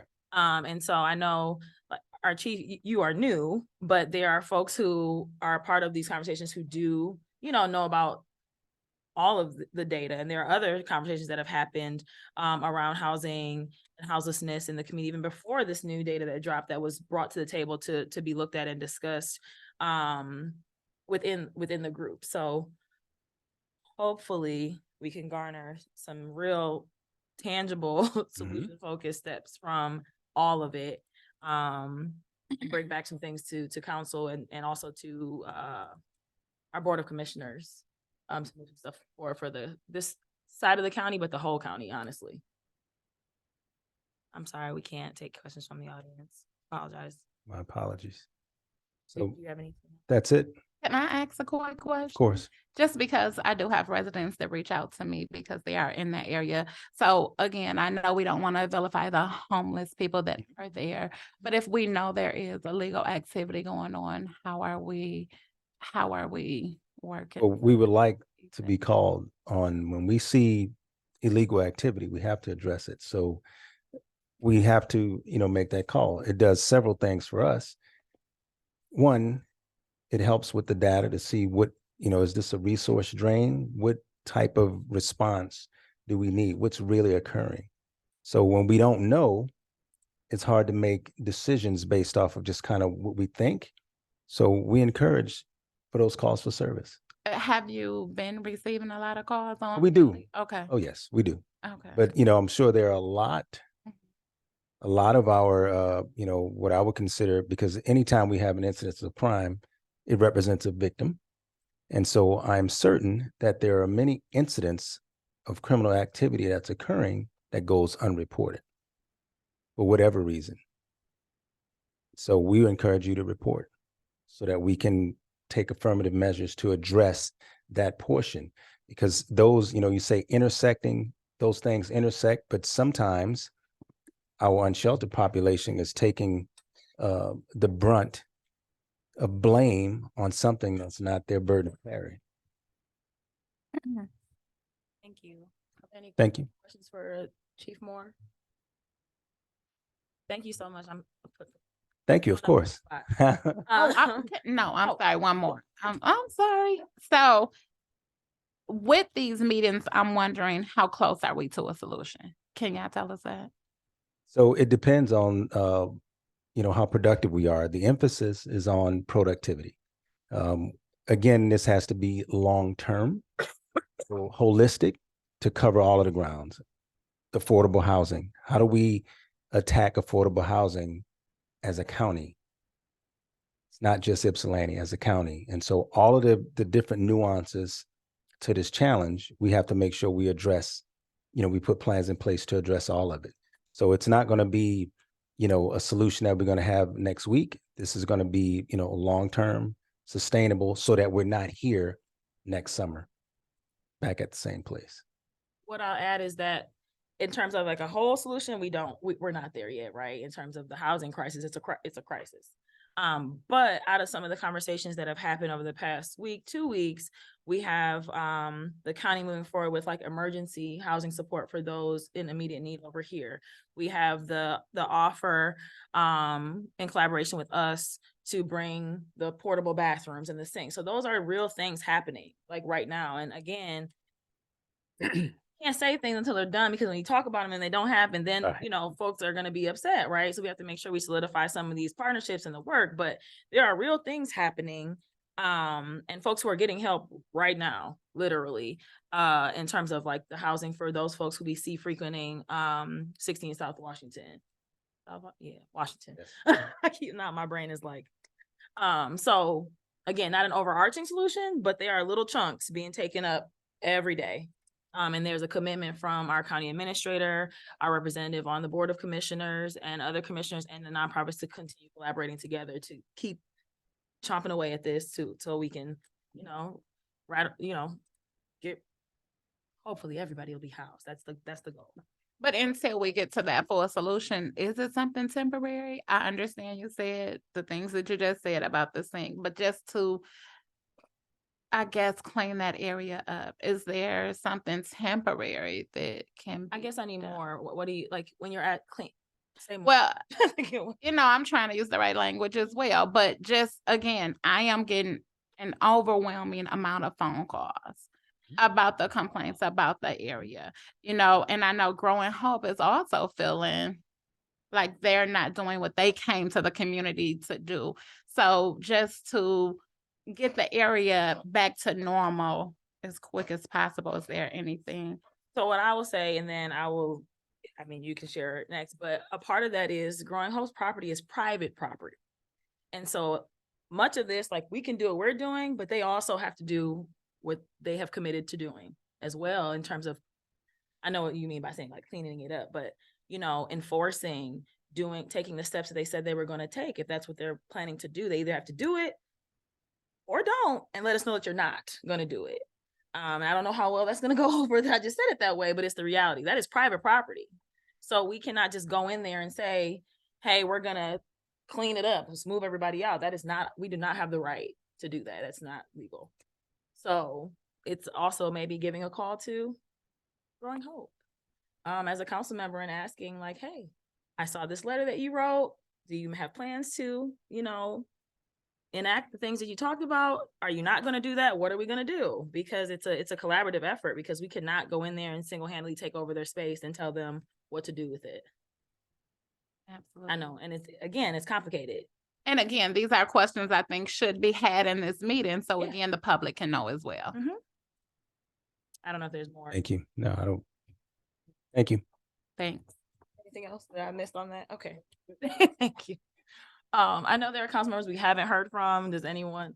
Mayor Pro Tem. I'm really interested in this report. I want to see what that. Can you stop speaking to the mic, please? Sure. I'm very interested in seeing the report, because if there are lots of smart people thinking about this, then I would like to know what they're thinking. There have been some comments here tonight about some basic nuts and bolts things. The provision for porta-johns that could solve some of the problems with defecation and urinating on Washington Street.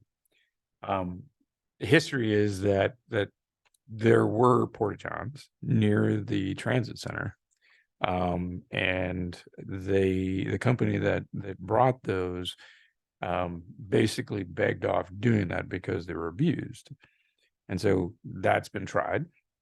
It doesn't mean that we don't try a different solution. I'm excited to hear about the mobile bathrooms with actual toilets, and I'm curious about how we're going to make that different than the situation that has arisen in the past. Is that going to be monitored? Is there, is that open certain times of day? What comes of that? We spent a bit of time, and Evan was involved with this when he was on the Parks Commission, and researching, the cost of restoring bathrooms in the parks. And lots of people hang out in the parks. I have the group of folks that live in the park near my house. They're there. It's not an issue. Neighborhood knows they're there, and we check in when we're around. But again, there's no bathroom there, so they're reliant on local businesses to be able to use the facility. There was talk at the meeting at Growing Hope about bringing in showers, and again, that's a nuts and bolts kind of thing. One of the concerns that I have, Michelle and I were on a tour of Water Street, and there's always been encampments on Water Street. And the idea of not having sweeps and getting people out of their tents, I think is absolutely warranted in that case. This is a dangerous place to be sleeping on the ground in contaminated soil, and we need to figure that out. My first concern was if when there was talk about putting a fence up at Growing Hope, was where are these folks going to go, right? And going to parks and hanging out is one option, but a lot of folks would go down to Water Street, and we need to figure out a way to do that in a way that's not confrontational for them, but to provide a different option to get folks out of there. Some of those places are abandoned, but there's new tents popping up all the time. The idea that there's some land in the city that could be used for that is intriguing. There were encampments in Ann Arbor in the exit circles from the highway. I mean, there were a couple large ones, and years ago there was one downtown. There's a tent city in downtown Ann Arbor adjacent to the courthouse. And those survived, and they were raised awareness of the issue. But in terms of finding a building, the model of having a rotating shelter in churches seems like an easy lift. It seems like one of the easiest ways to provide that shelter without having a permanent building. And that model has worked in Ann Arbor, and it's not always operating, but that could definitely be a short-term not solution, but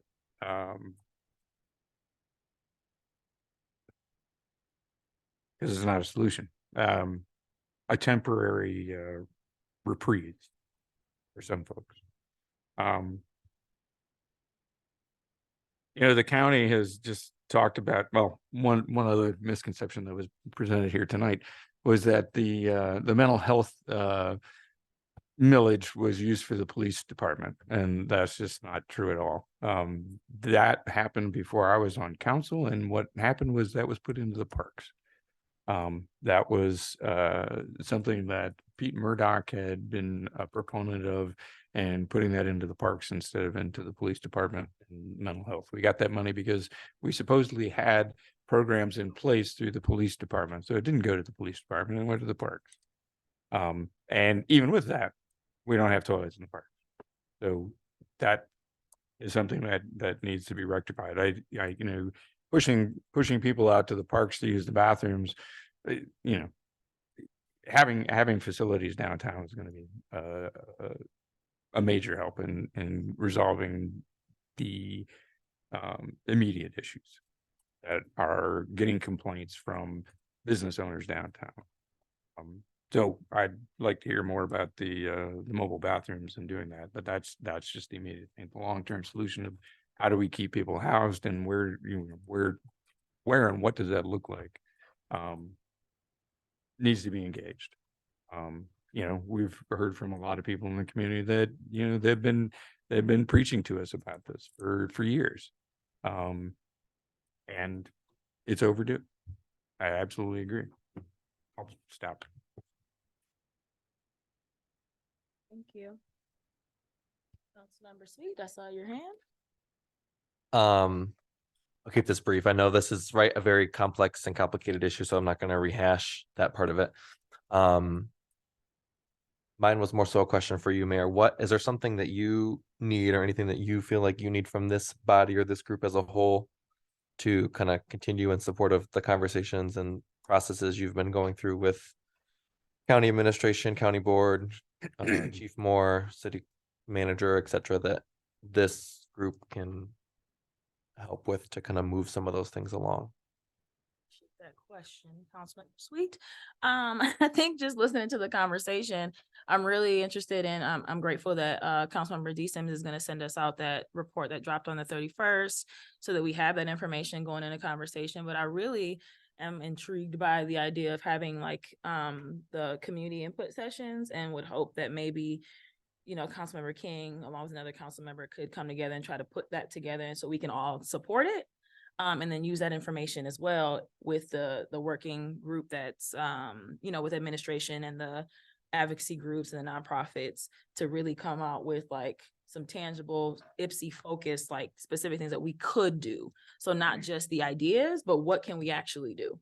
Beyond that, just again, everyone being supportive and trying to move this forward, because we know that we have a huge issue and it's a huge lift.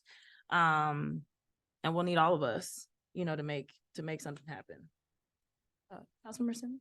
Yeah, just to say, I can send y'all the PDFs, but I don't have internet on my whatchamacallit right now. But it's actually also been posted on our website, so everyone can go to it now. And so the website is just washtenawequitypartnership.org. And they're just for Oh, my lovely. emails. But for everyone else, you can go on there and you can see all the materials. You can also see all the work up to the report. So you can see our meetings, you can see all of the people, all of the members of the different groups, their affiliations, et cetera, et cetera, et cetera. So it's an abundance of information.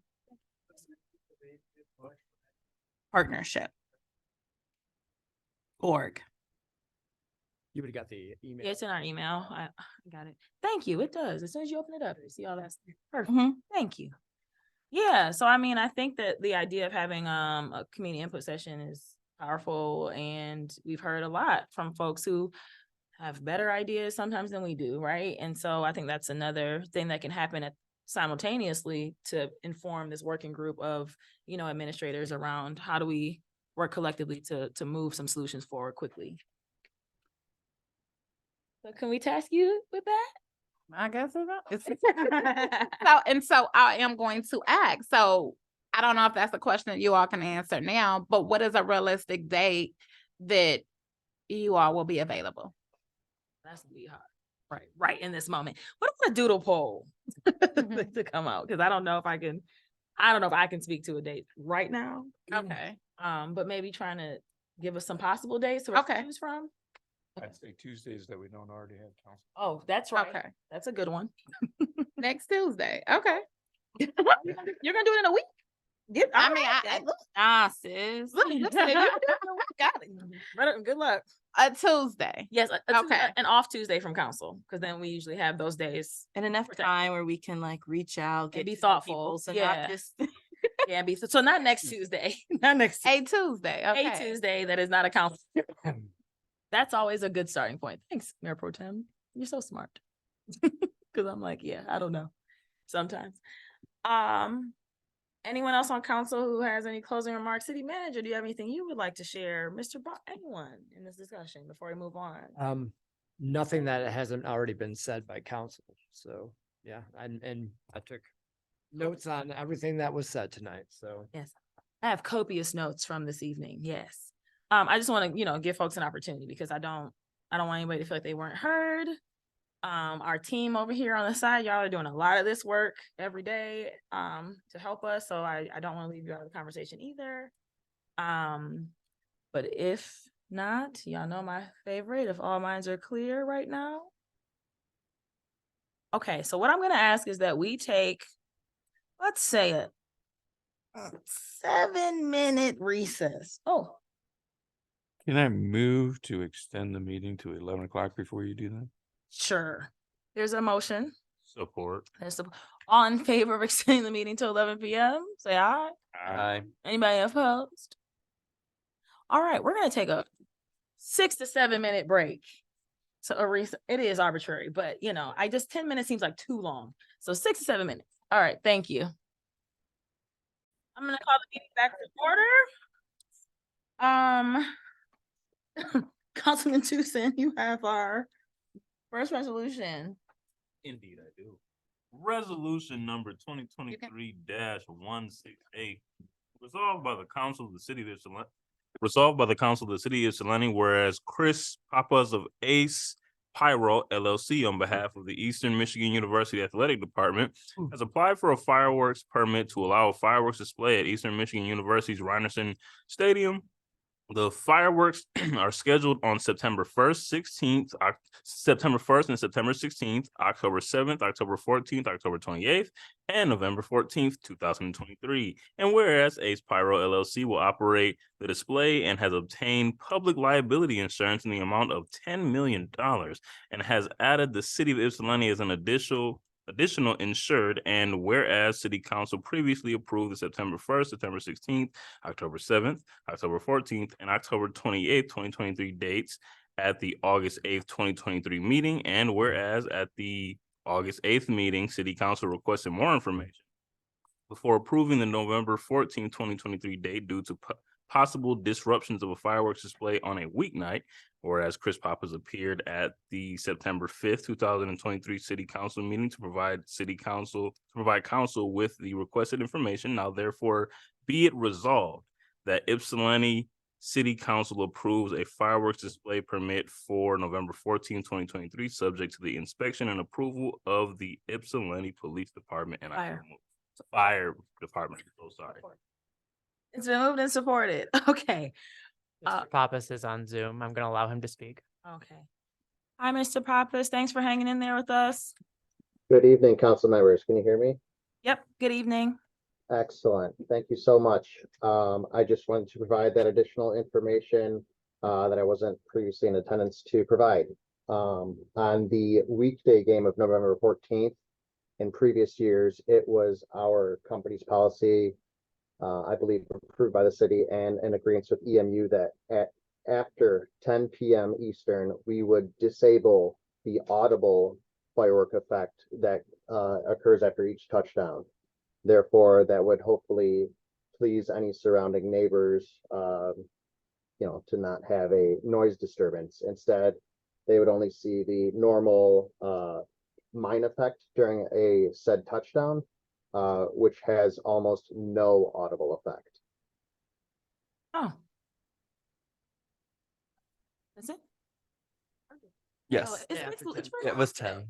Yeah, it depends on the person's equipment. Oh, okay, okay. And so prior to 10 p.m., correct? Is that what we said? He said after 10 After p.m. there'll be 10 no, there'll there'll be no no. sound. Okay. All right. Any questions from council for Mr. Pappas? All right. Thank you so much. Oh, Mayor Pro Tem. Sorry, Mayor Pro Tem. Or Go for Councilmember it. D. Simmons. Oh, well, this is just a quick question. This is, I don't know. So I'm just wondering, so there is an ability to do some celebratory visuals without the sound. And so it just makes me wonder why we don't use that all the time. Yeah, if that question is directed towards me, it's at the request of the client, to have a little bit more of a boom. It kind of gets the audience and the team pumped up after a touchdown, which I think is their intention to kind of get, the stadium juices flowing, if you will. How do I say this? The noise effect after a touchdown is traditional throughout our other football contracts, but that's just been tradition, and at the request of the client, that's why we have that set up for them. After hearing of the noise ordinance, we have the ability to simply, as stated previously, at 10 p.m., to literally turn off that effect, so that firework effect, when we run that script through our computer, will literally not launch that firework effect. It will stay in the tube. We will pack it up and go home after 10 o'clock. Thank you. Mayor Pro Tem, you have a question? Yeah, the 10 o'clock is not conducive to getting kids to bed.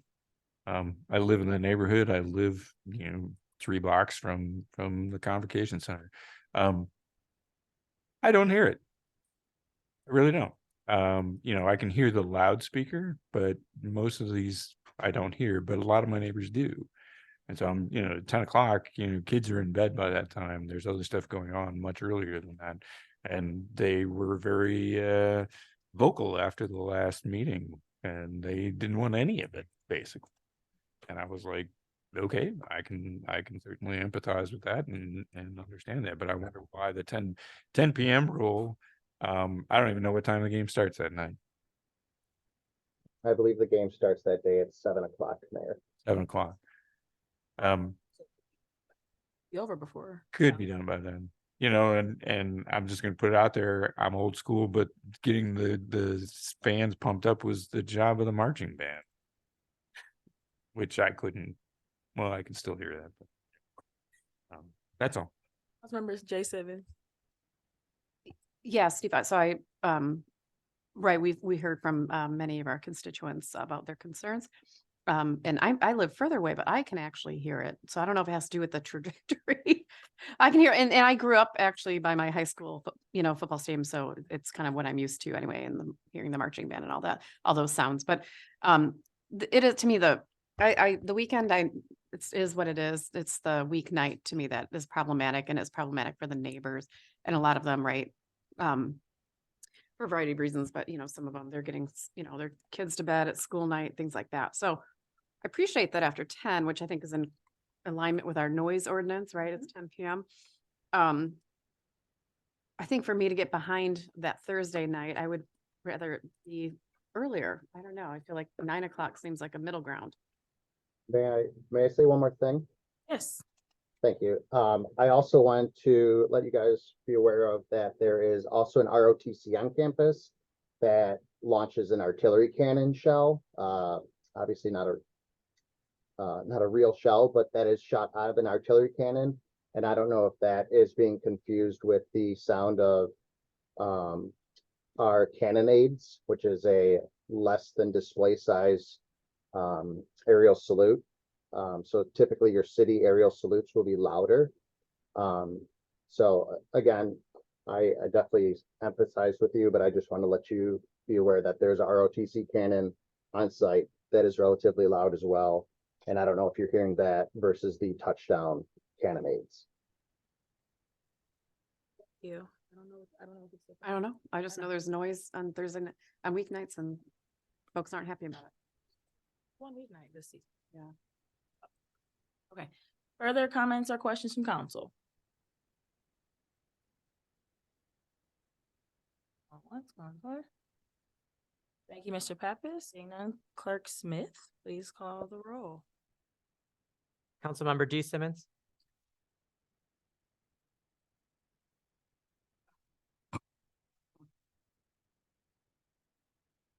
Yes. Member J Simmons, Come back to me, please. Councilmember King, Yes. Mayor Pro Tem Wilcoxen, No. Mayor Brown, Yes. Councilmember Sweet, Yes. Councilmember Tucson, Yes. and Councilmember J Simmons. No. 5 yes, 2 no, the motion carries. Thank you. Member J. Simmons, you have our next resolution. Thank you, Mr. Pappas. Resolution number 2023-169, resolved by the Council of the City of Ypsilanti that the city manager is empowered to approve or refer to council for review letters of agreement for minor amendments to collective bargaining agreements unless otherwise specified in the subject contracts. And I so move. Support. Been moved and supported. Good evening, Director Wessler. Good evening, Mayor Brown. So we have here before us tonight, RFL regarding the letters of agreement. So as you probably know, we have 5 unions within the city. We have TPOAM, POAM. The POAM stands for different things in each contract. We have IAF and we have COAM. From time to time, the members of management and the unions may come to an agreement generally regarding a clarification of terms in those agreements. These are referred to as letters of agreement. We want to formalize, this came up specifically with a letter of agreement for some DPS management practices with TPOAM regarding overtime, the order in which we call people for overtime effectively. When it came time to sign that LOA, we realized that, you know, the signatories over the course of time have varied wildly. So we are seeking to have a policy moving forward who gets to sign these letters of agreement. So we collectively as the directors looked at past practices and thought that, well, it looks best if the city manager is empowered to approve the LOAs with the director of human resources also being a signatory, and that way things get memorialized a little bit more consistently. Also to adopt that particular policy unless otherwise stated by any particular contract. Kind of does what it says in the RFL. Mayor Pro Tem. Yeah. How do you define minor amendment? That is kind of a great question. So things that would inherently be management practices, right? So something that would appear perhaps in the employee handbook and not raised to the level of a council intervention.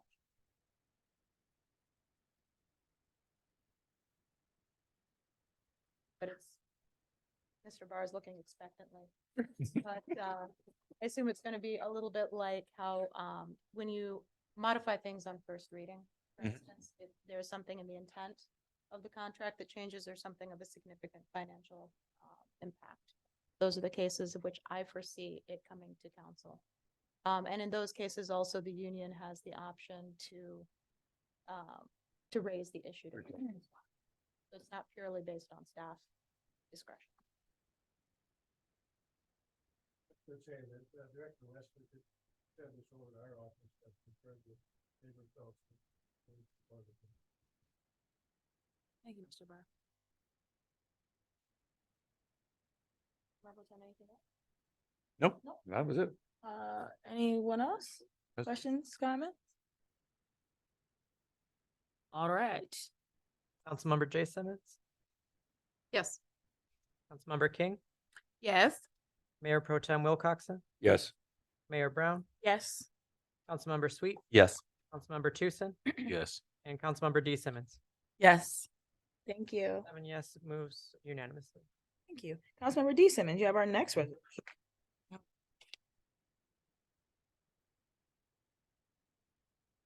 Resolution number 2023-170, resolved by the Council of the City of Ypsilanti that the attached letter of agreement be approved with the Director of Public Services and the Director of Human Resources authorized signatories. And I so move. Been moved and supported. Welcome back, Director Wessler. I thank you very much. So this is the letter of agreement that kicked off the previous RFL. It is essentially a slight modification of management practices. Oh, that's it. It- Oh, man, I was waiting for more. Okay. I mean, I can read it aloud. No, no. But what you have in front of you is actually drafted between TPOAM and management. It is indeed something upon which we all agree. Questions from council?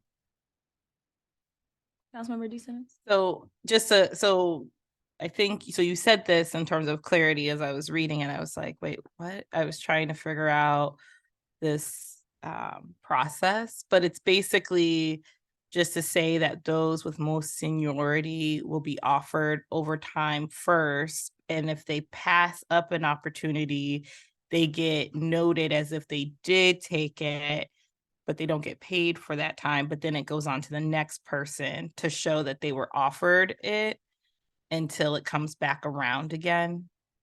Yes, within job title. So for instance, we have mechanics, heavy equipment operators and equipment operators. So if it's something that an equipment operator is authorized to do, then the first call would go to the first most senior person with the least hours logged. So if we have John Smith and Jane Smith, and John has 10 hours already sort of logged, and Jane Smith has 5 hours logged, we would call Jane first. It takes Okay. some getting used to. There's a whole worksheet on it. Mhm, That's mhm. the office. But it is Okay. a system that works. Cool. I have to say, I got confused by the phrase "it shall be recorded as if the employee worked," and I've read that 3 or 4 times.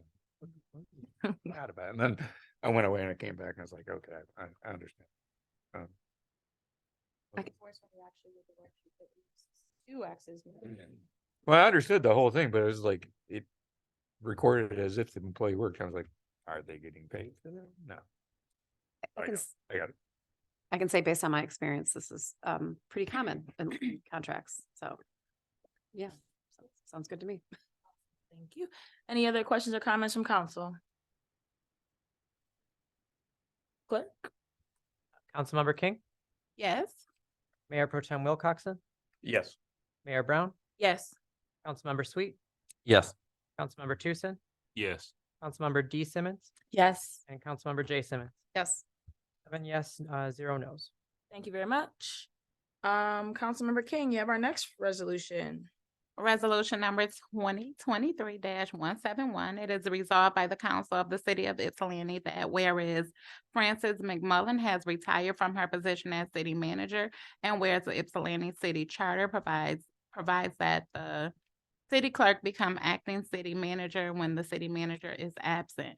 Whereas when the city clerk becomes acting city manager, a deputy city clerk becomes acting city clerk, and the city clerk pays a higher pay grade than the deputy city clerk. And now therefore be resolved that Andrew Halinga be formally appointed acting city manager and Aaron Smith be appointed acting city clerk. Be it further resolved that increase in pay for these two positions follow the pay scale as set forth in the salary study approved by resolution number 2021-226 on October 19th, 2021. The pay of Andrew Halinga shall be adjusted from 53.834 position for the time he is acting city manager, and the pay of Aaron Smith shall be adjusted to the rate of 39.208 for the time he is acting city clerk, starting retroactively on August 14th, 2023. I so move. Support.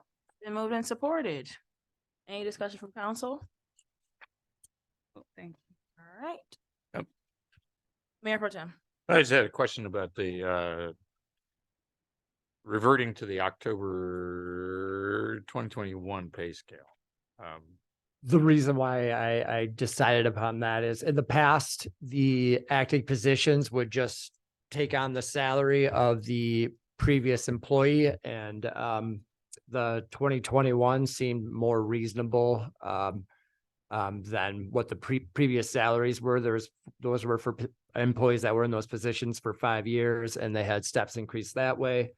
I went with the lower amount for the city manager at the 2021 rate with the 111,000 annually, but I did go with the higher rate that was for the city clerk because Aaron does do additional treasury duties. So that's why I wanted to see that he got a higher amount. Thanks. Thank you. Any discussion from council? Questions? I feel like you were about to say something, but no. I do have a question. I just don't know where the right place is, so I'll just ask it now, which is, so I know before all of this happened, we were about to be in the midst of performance reviews. And so that conversation has been like wiped off. I haven't heard anything more.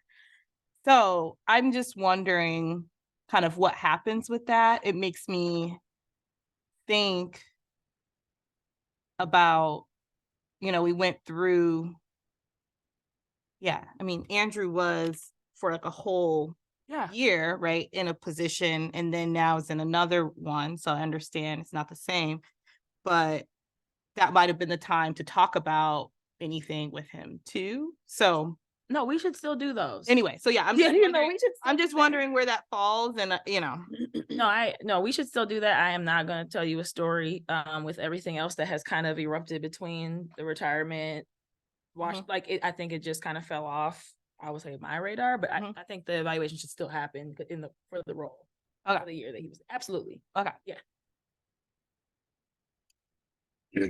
I'll send y'all an email. Any other additional questions?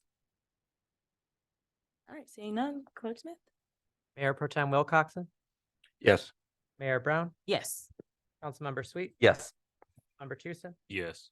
Councilmember D Simmons, yes. Councilmember J Simmons, Yes. and Councilmember King. Yes. 7 yes and 0 no's. Yes, we definitely need to complete that process still. Sorry.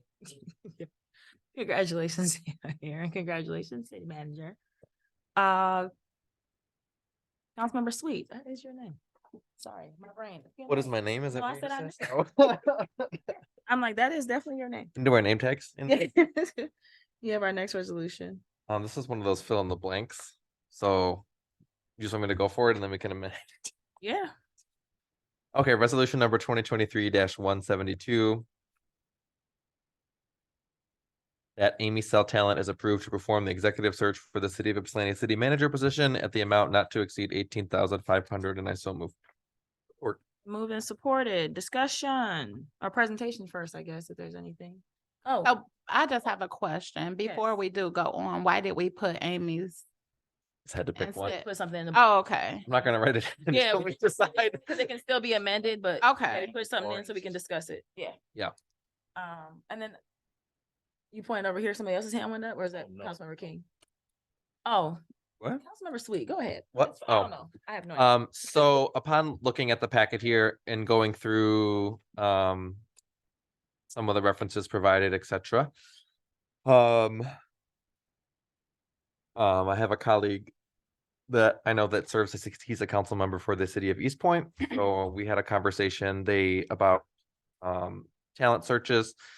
They were one of an Amy Cell client. And we talked about executive searches, and he was a part of the most recent one that they have done in East Point. They also were looking at a couple different agencies, 3. I forget one of them, but the other one was MML. And he had very positive comments to say about Amy Cell and what they did compared to their previous search history with MML. And that they're happy with the results, and they thought the process was well vetted and well engaged. So I just wanted to add that in the conversation from someone that has another one of their clients that's used their services that gave a unbiased opinion about executive searches. Leave a positive reference. Yeah. Thank you. Mayor Pro Tem, was your hand up? Is that what it? Yeah, kind of. Go ahead. I consulted, somebody else had used it. The company that I work for, the CEO had used Amy Cell in the past and had great things to say about them. We've used MML and Amy Cell for the city. I believe so Chief Moore is here because of an MML search. Chief Hobbs is here because of an Amy Cell search, and I know a lot of people were very, very upset with that search, but I don't think it was the performance of Amy Cell that people said there's a negative stigma attached to that. I don't think it's because of the performance of Amy Cell so much as the outcome and the decision made after the fact. So yeah, I thought their proposal was very good. So Thank you. Other comments or questions from council? I'm gonna move head around this. And so are we only commenting on Amy Cell or MML? Because No, you can comment on Okay. whatever right now. Okay, so I am wondering, why are we looking for an outside agency? Have we had issues with MML in the past? They're both outside agencies. Okay, Yeah. but we are a part of, right? We are a member of the MML, so. Okay.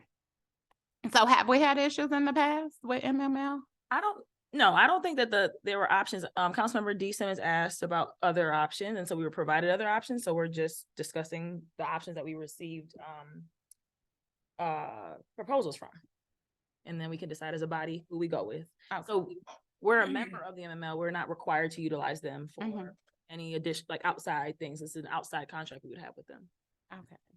Because I do believe with MML, we will have a wider audience. And, we may be able to find someone. MML, I think, has more experience. Those are. Thank you. Councilmember D. Simmons? I have to figure out how to get myself online so I can actually look at these emails. But one of the things that I remember from looking at the proposals, I recognized that the Amy Cell proposal was like specific for Ypsilanti and like what we're looking for, whereas the MML was kind of a general brochure. So I recognize there are some differences in that. But even with that, when looking at the, what we could get, in terms of how much we would want to spend on this process, and for the same amount that we would get for the full services with Amy Cell, we would get, I think, the mid-range options for MML. And I think for this kind of search that we would want the full services and really to have that deep community input. I don't, and then also, I like that they're local as well for something like this too. So yeah, so those would be some things that I would say, and I don't,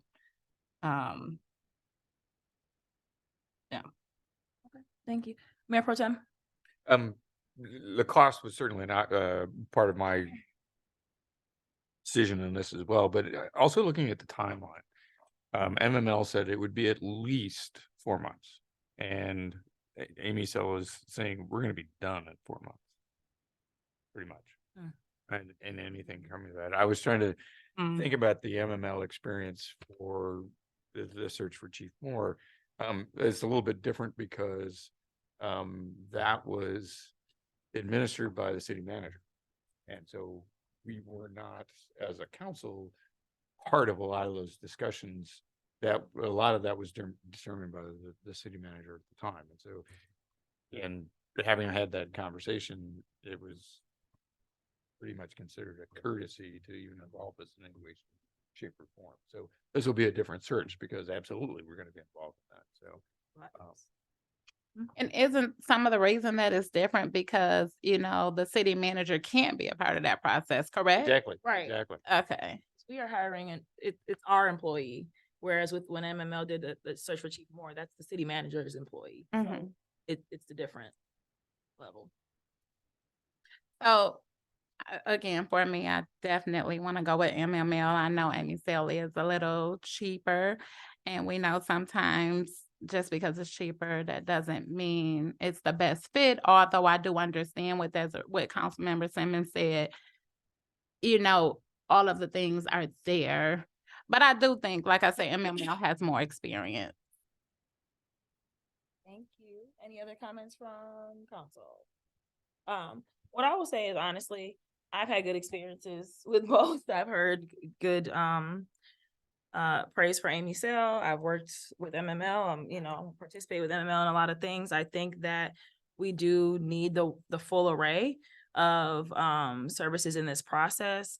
And I think that when I look at also who they've worked with, you know, they've had successes in some of our neighboring communities as well as communities that are similarly situated to Ypsilanti. And I think a knowledge of the community and being rooted right here in the city is something that sticks out to me in terms of this process.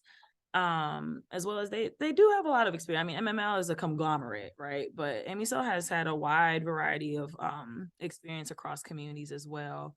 And so at any rate, I would be okay with either one because I think that we would get a good outcome from either of the organizations. So if there's no further comments or questions from council, we can move to vote on the resolution as presented, unless there is an amendment that someone would like to make. All right. Seeing none, Clerk Smith, please call the roll. Mayor Brown, Yes. Councilmember Sweet, Yes. Councilmember Tucson, Yes. Councilmember D Simmons, Yes. Councilmember J Simmons, Yes. Councilmember King, No.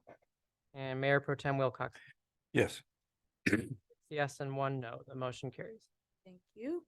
Councilmember J Simmons, you have our next resolution.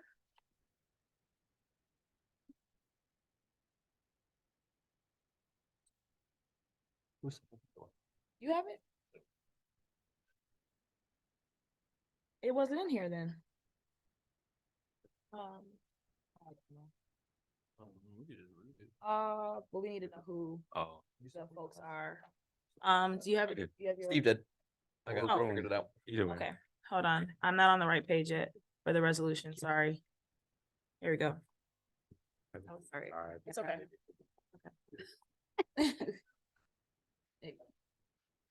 Sorry. No, it's all good, yeah. Resolution number, sorry, 2023-173, resolved by the Council of the City of Ypsilanti that the following residents be appointed to the City of Ypsilanti boards and commissions as indicated below. James Fink, Brian Foley, Gerald Craner, Juanita House, and Olivia Hudson, and may the rest be read into the record. Yep. Is that sufficient? And I so move. It's been moved and supported. Yeah, that wasn't in here. Any questions or comments from council about boards and commissions appointment? Councilmember Simmons, Steve Simmons? Yes, so I have a number of questions. One, okay, where to start? One, I'll start with this. So one, looking at one of the applications, the one for Brian Foley. he named some different conflicts within the commission. And so this made me, after I also had a conversation on another commission where there also are some conflicts. So one, it lifts up for me the need, or I don't know what folks would say around like, how do we deal with conflicts in our commissions and things of that sort? Because like I said, now this was like twice within a very short period of time. The other thing about that, it makes me wonder whether the other members on the DDA also are in agreement with Brian returning, because it also says that he missed more than 3 at least, and it seems like it could be an extensive amount of meetings. And so anyway, so that's a question I have in terms of before reinstating someone on a commission where there is conflict, has been conflict, what have been those conversations? How do we know that it's been resolved and that we're not going to wind up in another pattern? So that's one question. I don't know if people know that. Yeah, I can. Oh, I talked to Pat and Doyle I was gonna say, so did I. And about this when I saw it. I was like, well, okay, how did this get on there? What is this about? It raised the same questions. What's going on with Brian? And there was that conversation about it and about what that absence was, what the conflict was, and what happened after that. So apparently since April, Brian has been back in participating, and Pat, as the chair of the DDA, said that has been a fruitful relationship, and that he fully expects, and that Brian contributes well to the DDA. So I asked that question, and he was like, yeah, we had that conversation, and there was some misunderstanding, but Brian seems to have been moved past it, Yes. and everybody else seems to. you guys speaking to the mic because it's like. Anyway, that he's been attending the meeting since then, and they have resolved that conflict. I too spoke to members of the DDA as well as the DDA chair, Patton, about all of the applicants actually. And everything Steve said, it was discussed before making decisions about who to recommend for appointment or reappointment. Great, thank you.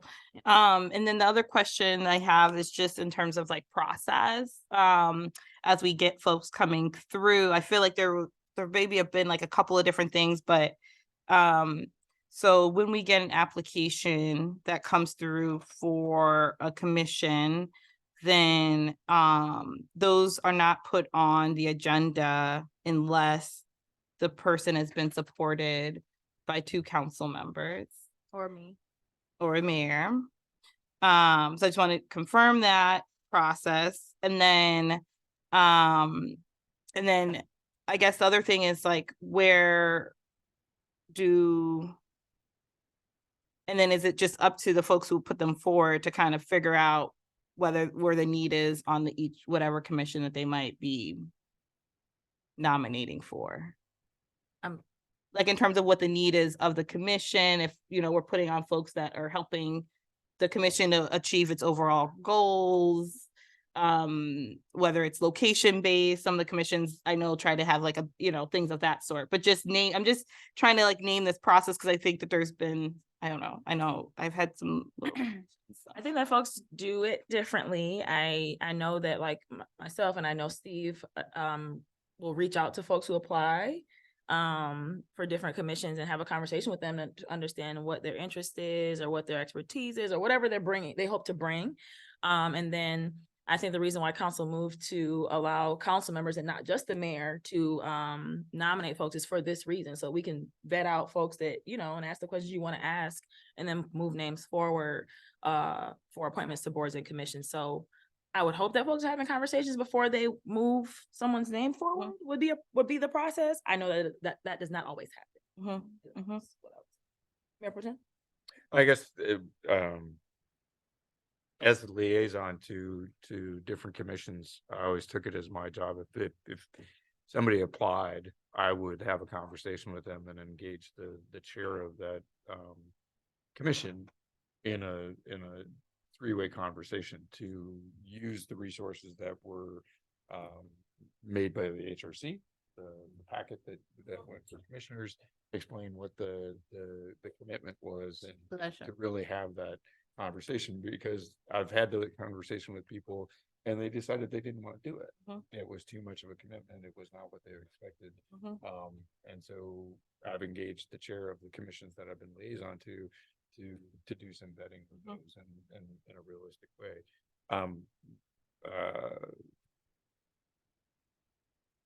City manager Halinga had in the last year kind of cleaned up the process, and was engineered time in for other people once the nomination has been made to then be able to have those conversations too, to have, you know, but a lot of these things get done on the first pass, and you know, they get nominated and they get put in and we're done. And that's fine if people are really good about that, but I don't know Juanita, but I'm trusting your judgment. I'll just echo the first part of what Steve said. I'll also look for the groups, the commissions that I'm liaison for specifically, and then kind of talk to those, and then kind of work with the chair to kind of vet and see where the needs are of that specific commission before bringing somebody forward. So. Yep. I have one last question, but I saw Oh. your hand too. I don't know. Oh, no. You're all set. That's okay. I was gonna say I called folks too, but I mean. Yeah. Okay. Yeah, we're on the same page. Okay. Okay, cool. And then my last question, this is actually like more like overall with commission, like, because this is more about, in the memo that we put forward for commissions, there were some, other things that were separate from the combining of commissions and all of those things that came forward in terms of the Open Meetings Act and the, getting on a certain timeline for coming to council and some other things that were part of that memo. And I just wanted to get some clarity around whether we need to be moving those things separately in some ways to get them passed. I asked because, for instance, the Sustainability Commission had canceled their meeting because of lack of quorum. And I was like, didn't we change that? So that's not the barrier. So if we have it, then I want to just have clarity that we need to move the rest of that memo in a resolution in order for those things to take effect or not. Because I'm just not sure like what happened with those things. Because there were multiple parts of them, and I just want to make sure that whatever needs to be passed is passed, or whatever we need to be moving from, we're moving from.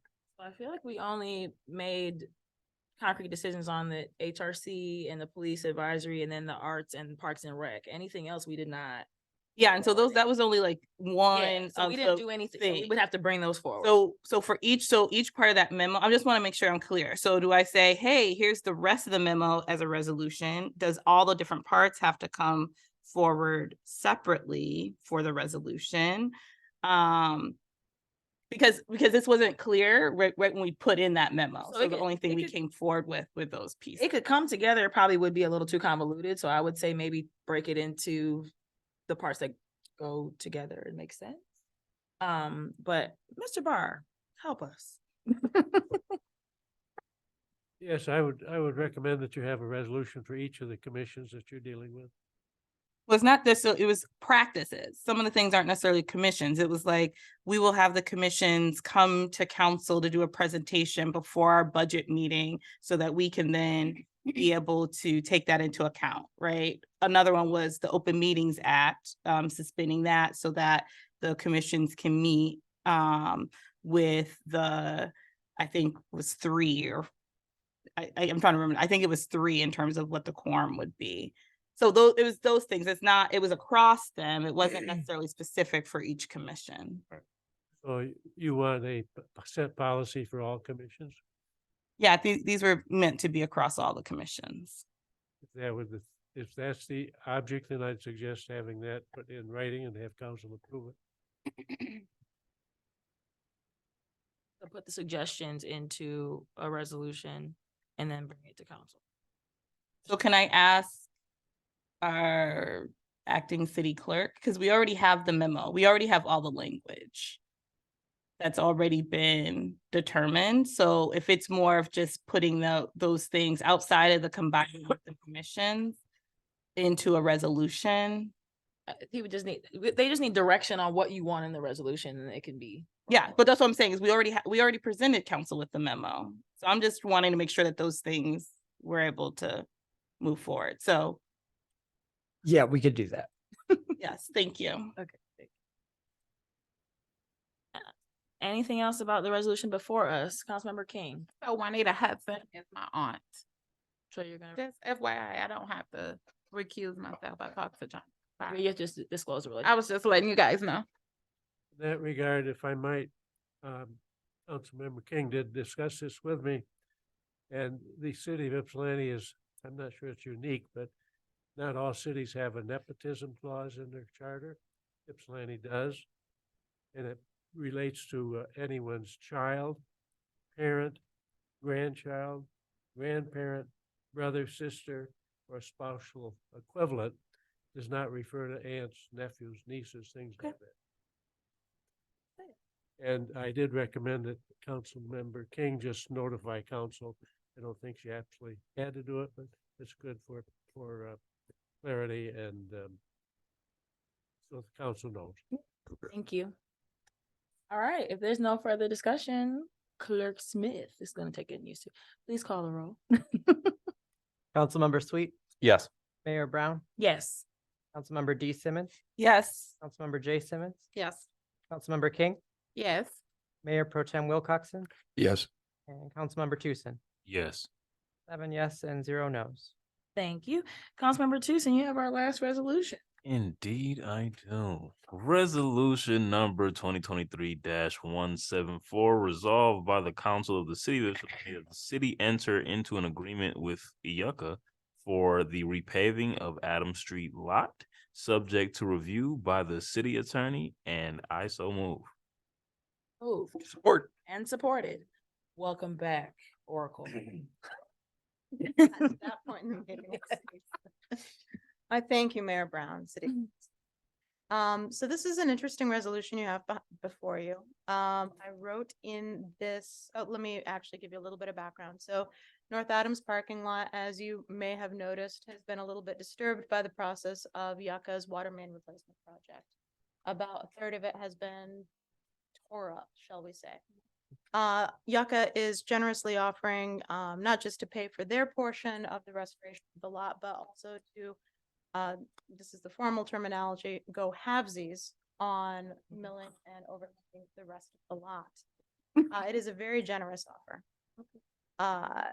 However, the cost would still be about $70,000. This would extend the life of the lot. This would not necessarily, cure any underlying issues with drainage or what have you. This would also not include any of the or only very incidental private property that would be more hassle than not to exclude. I did write in this resolution that I recommend approval, and in my heart, I know that I want to approve it. However, I come to you for a little bit of policy guidance because the budget is rather tight. So we do have $100,000 allocated in the parking budget for capital improvements. About $50,000 of that is allocated for the Frog Island parking lot design engineering. We can expect to pay in the next budget year at least $20,000 for the Frog Island parking lot actual construction costs. So that leaves us really with only $50,000 this year and an additional $20,000 to find for the repaving of this lot. So although my heart wants to say yes, upon further research with our situation with the budget, I actually am recommending that we decline this very generous potential agreement. Do you think they'll want to be this kind again later? No, because they already have the mill and overlay equipment. Doing this. It is possible that we could look at a much smaller area, like about $40,000 worth of area, to do. The nice thing about the Adams lot is it does have all of those lovely curbs in it. So we could say, let's say, do the southern part of the lot south of, just south of the dumpsters, basically. And that could be a reduced amount. It's still gonna be, good for Yucca and good for us, but it, isn't as good for us as the whole thing would be. So even if we don't approve this, there's still gonna be repaving done because they had to disturb They will only be paving the bit the that part that they disturbed. Right, so Okay. the part, if you go down there that is currently gravel, Mhm. they would be putting back in asphalt. Mayor Pro Tem. What's the condition of the rest of the asphalt? I mean, It's not our worst one, but it's not great. like compared to North Washington Street and, well, North Frog Washington Island is is not even, glorious. Frog Island, hill of North Washington to Frog Island. North Washington being a 5 and Frog Island being a 1, I'd say it's solid as a 3. Oh, so it's Maybe even a right in the middle? 3.5. Okay. One thing about milling and overlaying and all of this construction work is that 3.5 is its pre-construction assessment, casual assessment on my part. And construction, adjacent construction does take a toll. Yeah. So.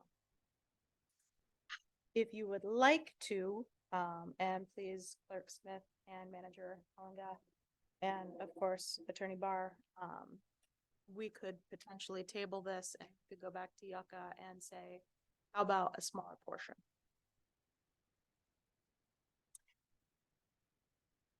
Councilmember D Simmons, I'm my brain. Yeah, I was gonna ask about like timing. Obviously, if they have the stuff out and they're trying to start doing the work, that might help with some things time dependent. I was trying to think like, even with this, I was like, I kind of feel like I need to see it like visually. And when people start saying like south and north, my brain goes like, so so anyway, so I would love like I mean even to think about whether it was a smaller piece or something like that, like I would like to kind of see it visually. Would you prefer that we do some screen sharing with Clerk Smith's, or would you prefer that I just kind of walk it over to you? screen sharing. Yeah, I'm happy. You want to see on the computer or you want to go over there and see it in the daylight? In the day, I might have to go see it in daylight, but I do, I mean like seeing it on the screen would be helpful. I did wear my glasses tonight. then we can do it. And I mean, and I guess like this is only important now if we don't want to table it.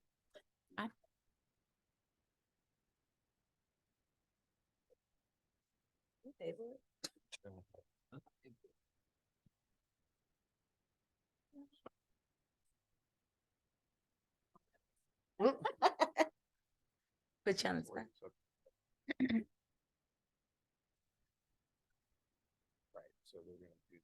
Just want to give we extended the meeting only till 11 p.m. folks. Oh, this is just for a general for everyone, not for you. Were we missing the hard copy for the boards and commissions? We were. Okay, I'm gonna look at that. Thank you. But it sounds like for the 70,000. I don't spend any time in there. I think there might be some here and we'll Paid for that. Bell. Yeah. This is Bellflower, right? We gave parking space. Way out there? Yeah, I thought it was this. I just got it like 2 weeks ago. I just landed. Right. All right. I spend no time in the parking lot, so I have no idea. Okay. I don't know. Eve, maybe. Yeah, I mean, do you think this is something we come back to at our next meeting, Bonnie? Oh. Screenshot of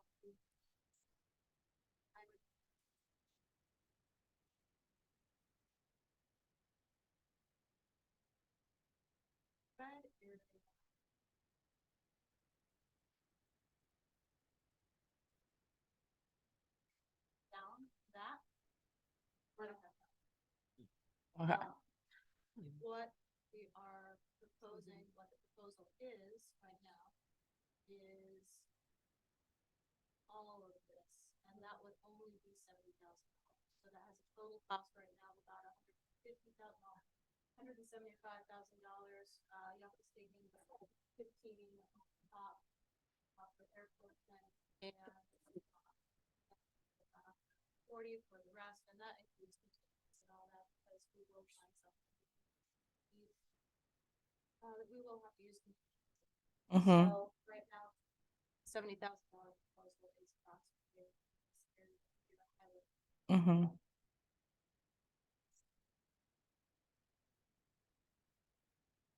And so what I'm proposing is.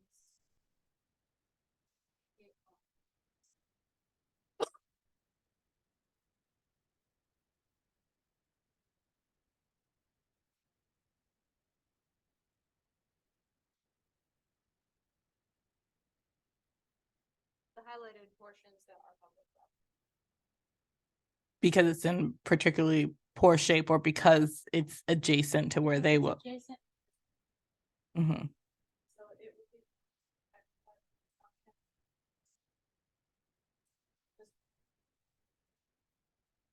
Mhm.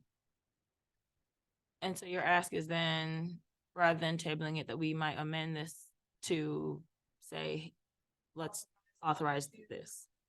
47.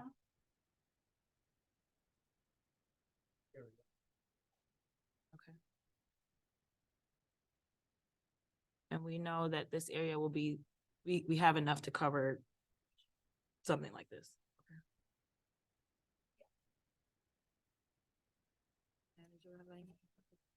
Yeah, so if Director Wessler says there's enough in the budget for this, then I would advise council to approve to not to exceed 2 and then just state that location. Because then if it does end up exceeding that, then we won't do it. So Director Wessler, how much do we have? For our up to amount? Assuming that council may be amicable to this. If council is amenable, then we could do up to, I would say. Up to 40 or up to 50. We could do up to 50. All right. Well, comrades, I can't. Wow, that feels funky only because I'm just saying it feels funky because 50 is almost 70 and the amount was much less than the total amount. That's why I'm like, wait. Yeah. Yucca's already being very generous with us, honestly. No, I understand. I'm just saying that like the full amount was a much more mileage or square yellowness. Well, I And would then absolutely 110% Yeah. get that, what I said, that Uh-huh. second yellow portion, or well less than 50. I see. By I see. putting the ceiling at 50, I might be able to include a little bit more. I see. Okay. Thank you. Yeah. So I only showed you what I'm pretty sure I can guarantee, I see. in as much as anything is guaranteed, et cetera.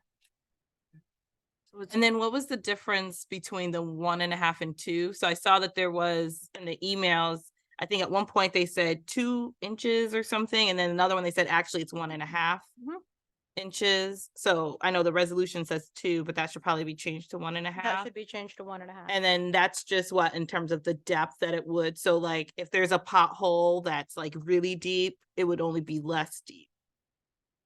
So generally speaking, when you do a mill and overlay, this is what the contingency is for. If there is an issue with this, the base, you would then go in and try and fix it. So in this case, most potholes would probably be caused due to poor drainage, probably just water sitting on there. So really all you would need to do, in theory, would be to add a little bit more aggregate material and compact it again. But there's no guarantee, of course, that there won't just be another pothole there, because that's where water tends to stand. Because when you do a mill and overlay, you're basically just scraping off the top. And it'd be like if you pulled off this veneer and put another veneer just down on the top. If you had a giant chunk missing out of the middle of this, you still have a giant chunk missing. It's just you have a fresh actually are here. So you are extending the life of this table. You are not actually really fixing any sort of. Stretches the life. Okay. Would anyone like to offer an amendment? So I will offer a friendly amendment of $50,000. I don't think it should be, should we vote on something like that? If it's for spending? Yeah, we you would- should vote on the amendment. Well, I You can mean, offer the, what? if the whole body. Oh, we accepts it haven't, as a okay. Friendly Okay, amendment. continue. What? What else? And the area, right? On Adams Street.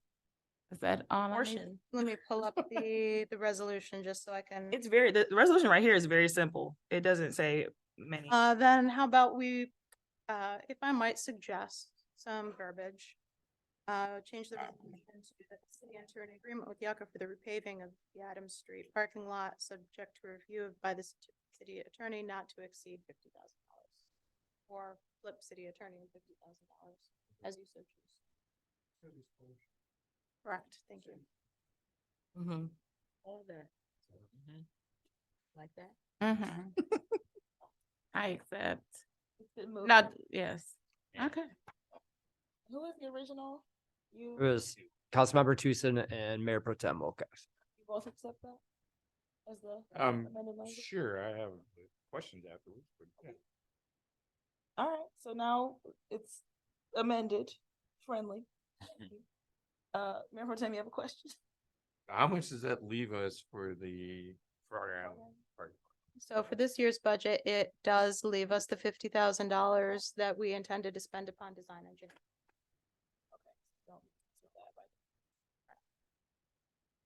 So that's for not just the north end. That's That is just for the north end. That's just for the accessibility improvement grant. for the end of the BDP. Or, okay. So then the other part. We have some fresh millings.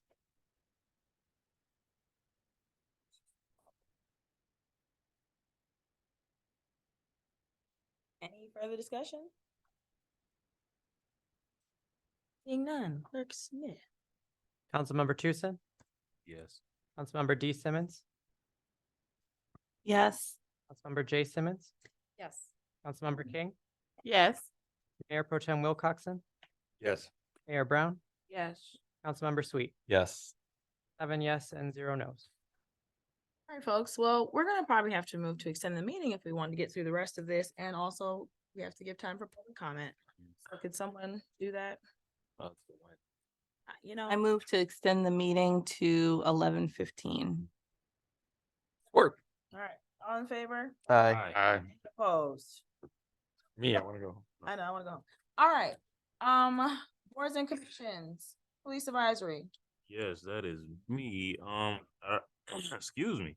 At our last meeting, we had our Chief Moore, present to us with the cadet program where, officers are being paid, if I'm not mistaken, the base pay of an officer to go to the reduced pay, I'm sorry, to, go to the academy and then come on and work with us. And then we got a new spot opened up on YPAC. Unfortunately, our commissioner Anthony Morgan has resigned, so we do have an open spot. We still have the 2 youth spots open. And there was talk about the YPAC commission coming together to make a larger quarterly report to be brought to city council to show the productivity of the whole commission. Yeah, that's about it. Thank you. HRC. I'm happy to announce we just added 2 new members. So we do have 4 members, and we did recently speak with Justin Harper, who is one of the members. He sent out an email. So we have 6 members actually now. So we should be able to begin meeting. Wonderful. Yay. Thank you. Yay, HRC. Yes, Arts Commission. I'll I'll do these both together, Yep. if you don't mind. Yes, please. So the first meeting of the new Parks, Recreation and Arts, to be determined a formal name, commission will be September 18th at 6:30 here. That'll be the first meeting of the new joint group. And then as it relates to some events, Parks and Recreation is hosting the annual Fall River Day event, Sunday, September 24th in Frog Island Park. I'll send more information on that to everyone too. Thank you. Yep. Mhm. Sustainability? Their meeting was canceled. The next meeting is coming up next week. But I will say, I did meet with the chair of the Sustainability Commission, Beth Gibbons, and we talked about some possible directions for work that the commission's excited to do that also ties to other efforts going on regionally. And so one of those was around resiliency hubs and networks. So I think there'll be more information coming forward around those things. Thank you. HDC? Planning Commission. Planning Commission met, in a very long discussion about vacating a public street on the east side of town that is, in Ward 3 off of Forest. It was originally part of a small subdivision, and there's been a neighborhood dispute over this street for quite some time. And so some folks were asking for this to be vacated because the person who lives, they have property that's adjacent to that road, and they're claiming that they don't have access to it because the person on the other side of the road has barricaded it and used part of the back of that public right of way. There's an attorney on the planning commission who said basically you can't do that, that is not even possible. Planning commission chose to move forward with the vacating simply because what happens is with that, it would come to city council. It would be up to city council to deliberate on that. If council passed their resolution, then it would go to the court system. And then the court would decide what happens with that street. It was the opinion of the attorney on the planning commission that could not happen. It's not structurally possible that happen. It didn't come up today. I was surprised that it wasn't on the agenda. I expected it to be, but basically this is I see it as an enforcement issue. And that the person who has barricaded it and has apparently a police officer friend who's been dealing with this in the past. There's this dispute going on, and it's, to me, the easy answer is enforcement of getting that guy to unbarricade that place and open it back up so these people can have access to the property that they don't. Troy Street. Right? Troy. Yeah, should be the Troy Street. So that it should be coming forward because they passed that resolution. But that was the reason why they did it. They wanted it to go through us and to the courts to deliberate on it. So expect to see that coming sometime soon. Thank you. ZBA. Nothing significant to report. Thank you. SEMCOG. Nothing in this. Watts. We did not meet last month. Urban County, next meeting's coming up soon. EDA. The last meeting we had members of course, the business community speak about concerns, not only about what we discussed tonight, but also construction and all the things that have been happening over the summer. Director Jacobson, anything I'm missing about otherwise important? Or what? Yes, the presentation.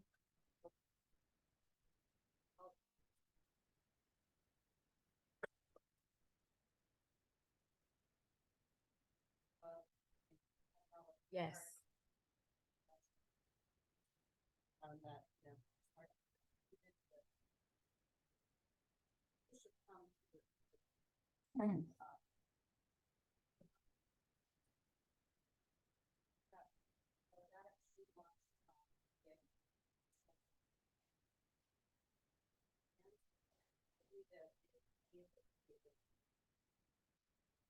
Yes, that was a really important point, and I told Suncha I would talk about it. I'm glad you remembered. Thank you. Students are excited about that too, because they want to explore downtown, honestly. Blah, blah, Rutherford Pool. They meet tomorrow night and successful season that ended on Monday. They were at capacity most of the day on Monday because it was hot and people wanted to get their last swim in. Still going forward with the resurfacing with the money that has come from the state. And so they have a contractor that's willing to do that, and that was part some matching funds from our budget this year. So they will be trying to get that, and they're just trying to figure out how the money all comes and when it gets allocated. Bicentennial. Had a successful celebration on August 19th, followed by a successful home tour event that Sunday afterwards. So I know the planning committee put in a tremendous amount of work. Staff liaison Katie Jones put in a tremendous amount of work. And really everybody, YPD, DPS, etc., to make that happen. So it was a great, wonderful event. Thank you. Council proposed business. Councilmember Tucson. Nothing. Thank you. Councilmember Jason. In the interest of time, I will save it for next time. Councilmember Sweet. September 9th, this weekend, Des and I are having a Ward 3 gathering, potluck and play picnic at Frog Island Park. So you're welcome to stop by and join 12 to 2. We have CBO meetings for Avalon tomorrow night, and then next Thursday, the 13th. And then the agenda, the next council agenda will have a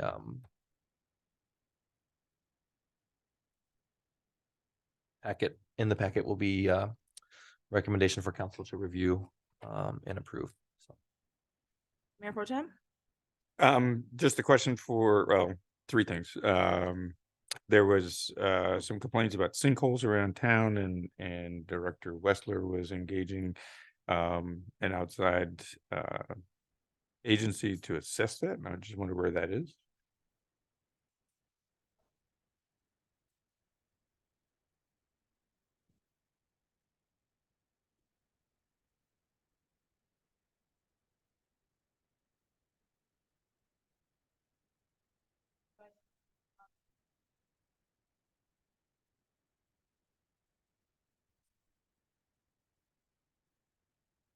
Right.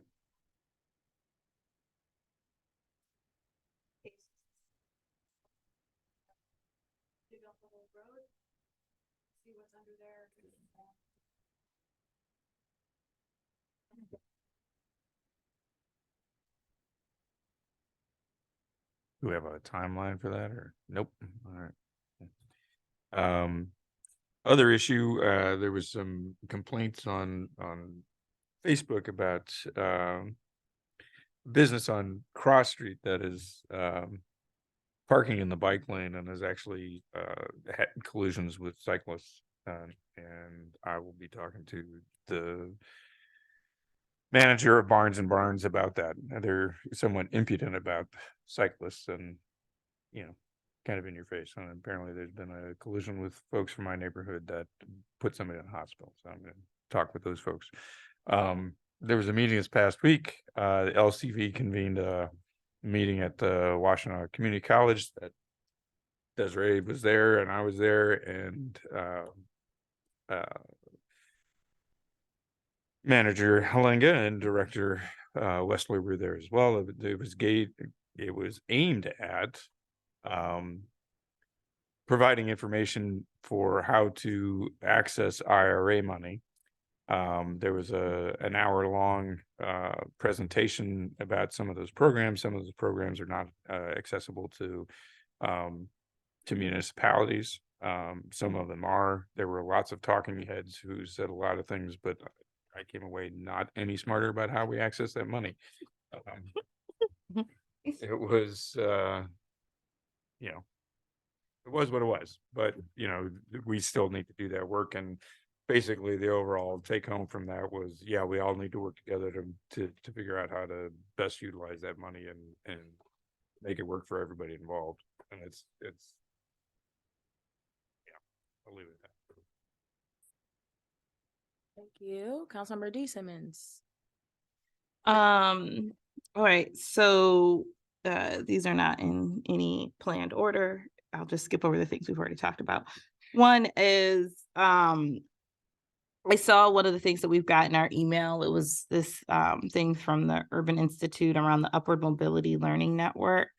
And I think, I mean, timing might not be on our side for this. I think it's like due like September 15th, but I had wanted to bring it forward because I thought it could be interesting and good for thinking about some of the issues that we are dealing with in the city. And there's ways that you could put a problem, like the problem statement could be something like, you know, our residents, you know, with 70% renter residents, we feel like, you know, we can see that increasing rent pressure causes instability that might impact people's economic upward mobility, right? Or, you know, something like that, and then come around and work with a team on. So I'm just naming that as something that maybe we can look at for thinking about participating in the future. Another thing that came through our emails that I wanted to lift up and something that I would like to have conversation about in the future, which is the Washtenaw County Health Department report on firearm death. And some of the different findings, there's some things that are specific to IPSI, naming suicide as the largest use of firearm for our largest reason for firearm death, but as well as youth gun violence as well. So I want to look at that report more deeply, but I just wanted to lift that up that has come through. So another area for resources. And then let's see here. Also have been getting emails from folks about power outages and DTE and things that we can be doing around this and how we can hold DTE accountable, which in my mind, we're not, but anyway. So just wanting to, I think at some point we'll have to have a larger conversation about this too. And just for public to know, there are groups like Ann Arbor for Public Power looking to address this head on with DTE by having a public municipal power, which can be both more reliable and can also be more green. Also, a lot of folks within the Maddie Dorsey or in the neighborhood and the historic East Side near where the Maddie Dorsey estates are. I know I've been in lots of emailing with folks about this, and I think they sent some things to all of council as well. And so, folks are, some folks in the neighborhood are still upset. Some folks have concerns about what happens as construction, when construction will happen, how the construction vehicles will be able to get through, and what kind of disruption for folks in that neighborhood. And I don't know, I guess a question I have, some folks are like, okay, the city needs to stop. And in my view, like, we're not in that place or view to kind of renegotiate that. But I wanted to bring that forward just because, again, there are a lot of these pieces. And one of the things that I was suggesting to folks, I said, if you have concerns or complaints about that, it should come to council so that staff can really focus on implementation. So yeah, anyway, so I wanted to bring that forward to just see if anything has changed. The other thing I said, I got a text message from the city with the newsletter in it. And I was like, oh, this is new. I don't think I've gotten that before. Now I've gotten it twice. So I said, yay. And also, how do folks get on that text thread? Like, was it, I don't know what I did to get the text message. Did everybody get a text message? I did not. Well, we should figure out how, because it was great, because I got it right to my text. Huh? Yeah, I did. Oh, You did? Yeah. no, I did not. I don't know. So I don't know. What is it that people need to do to get on the list to get the text message? So if you join the listserv, you can either sign up for email and text or just email. So people need to sign up for text On the city's website. yeah, because I know there's so many different listservs. I probably signed up, but I don't remember doing it specifically. This was like years ago. But anyway, this is my first time getting it. And I thought that was great for folks to get, like, to be able to get that. So I'll try to look and help give folks ways to do that. And then the last one, I just wanted to say today there was a big rally down in Lansing for the Rent is Too Damn High rally. And so I look forward to hearing. I didn't go in part because I had this council meeting and wanted to make sure to be here in time. But in general, have support for that, and just am interested in learning what comes forward from there. And then the last thing I have, which is a question, kind of related to the conversation we had earlier, but this is a question for Chief Moore. I don't know, you might have said this before, but do our officers carry, is it naloxone, like Narcan and things like that?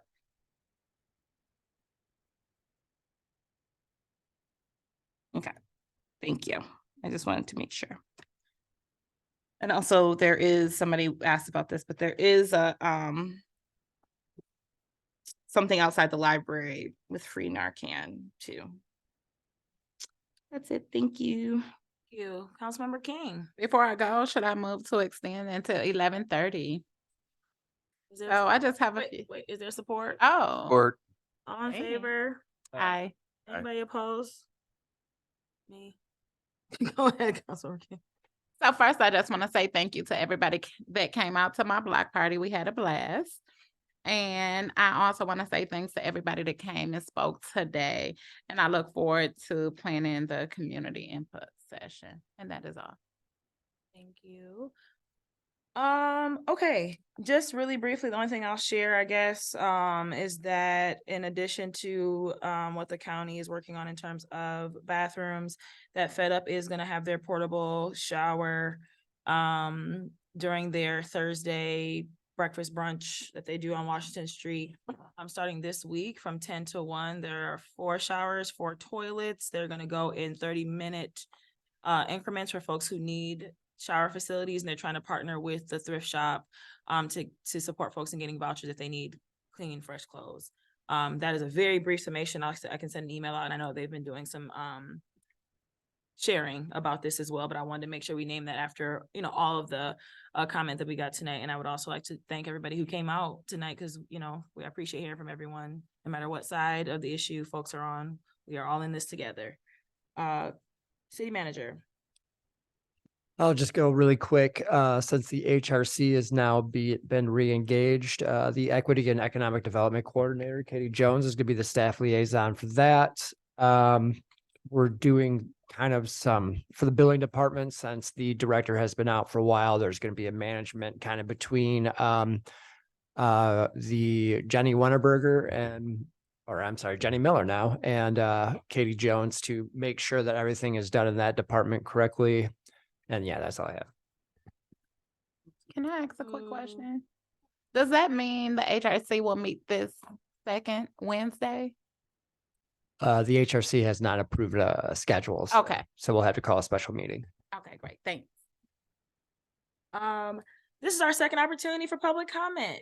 Are there any members of the audience who would like to talk to us? Feel free to raise your hand or approach the podium. If you want to speak, you don't have to, but if you want to, you can. All right, come on up. Thank you. Good evening again. Good evening, y'all. So I know earlier was very contentious. I don't have anything of too much material substance to offer here. I just kind of uplift everybody's spirits. I know these things could be extremely taxing emotionally. It's late into the night. I know y'all, I went home and came back and y'all still here. So I appreciate y'all for at least being awake enough to hear some of the community feedback. I've met with some of the business owners and we're in discussions about just how to go about, bringing to fruition some of these solutions. So once again, I just wanted to extend some optimism and some positivity. I know those are rare sentiments, it seems like, in these spaces. So once again, thank y'all. I encourage y'all to keep doing good work and keep trying. 'Cause I know we're all human, we all make mistakes and we all learn. So thank y'all so much. Thank you. Thank you very much. Mr. Pierce? Good night. Good evening. My name is Steve Pierce at 118 South Washington. I wanted to finish in talking about what had happened on Monday morning between 1 and 3 o'clock at 16 South Washington. I had tried to reach out to the executive director at Growing Hope, as well as the remaining 6 board members at Growing Hope, to try to get their assistance with what was clearly a dangerous situation for the individual that was passed out and vulnerable and naked on their property. And I got no response, nothing. And it was incredibly frustrating. And then I listened to you tonight, Mayor, talk about some of your frustrations. And we just don't have a good partner in our neighborhood with Growing Hope. They have not been willing to engage with our neighborhood and with the neighborhood association. There's been people who have tried time and time and time again to try to talk to the board members and staff members at Growing Hope, because we can solve these problems and many of these problems just by talking. We can't even get them to come talk. And I've looked at the city website. As near as I can tell, there has only been one ordinance enforcement action against Growing Hope for the past year. And that was trash that was on 9 South Adams. They got hauled into AHB and was found guilty on that they hadn't picked up the trash in weeks and weeks and weeks that neighbors had complained about for a long time. And then somehow they got the fine waived. Yeah, even though they were not being good neighbors there. There have been numerous requests for other problems on the property. Trash out late, trash out early, trash in the property, blight, broken lights. None of those actions have happened at the city. And so we need the city to be a partner here too. If a property owner is not going to be reasonable and responsible for their property, that's what ordinance enforcement is for. Please take Growing Hope to task for not being a good steward of their property. Finally, I wasn't able to go to your event that you hosted at Growing Hope, Councilmember Simmons. But I heard a lot of folks talk afterwards about a difficulty in being able to speak and speak freely and openly. And I saw it again tonight. We have to stop the demonization. Somebody said that, well, most property owners and homeowners and business owners are conservative. Not in my neighborhood. That's sure not the case. But it creates this standoff where you just say, I can't talk if we're talking at each other, and then it's about sides. It's not about sides. It's about our community and our love for our community. Thank you. Thank you. Again, thank everyone who came out tonight. Thanks for you all coming back to be with us. Thank you to the staff. I know this is a late one. Have a good night, everybody. Meeting's adjourned. Anybody on Zoom want to? Oh, shoot. Sorry. My bad. I take it back. There are no raised hands, but Okay. this is your chance. I am a zombie right now. All right. The meeting Seeing none. is adjourned. Okay. I am so sorry. I am like on fumes. Okay. Yeah, I totally forgot. Thank you, Aaron. He's about to beat me up. So.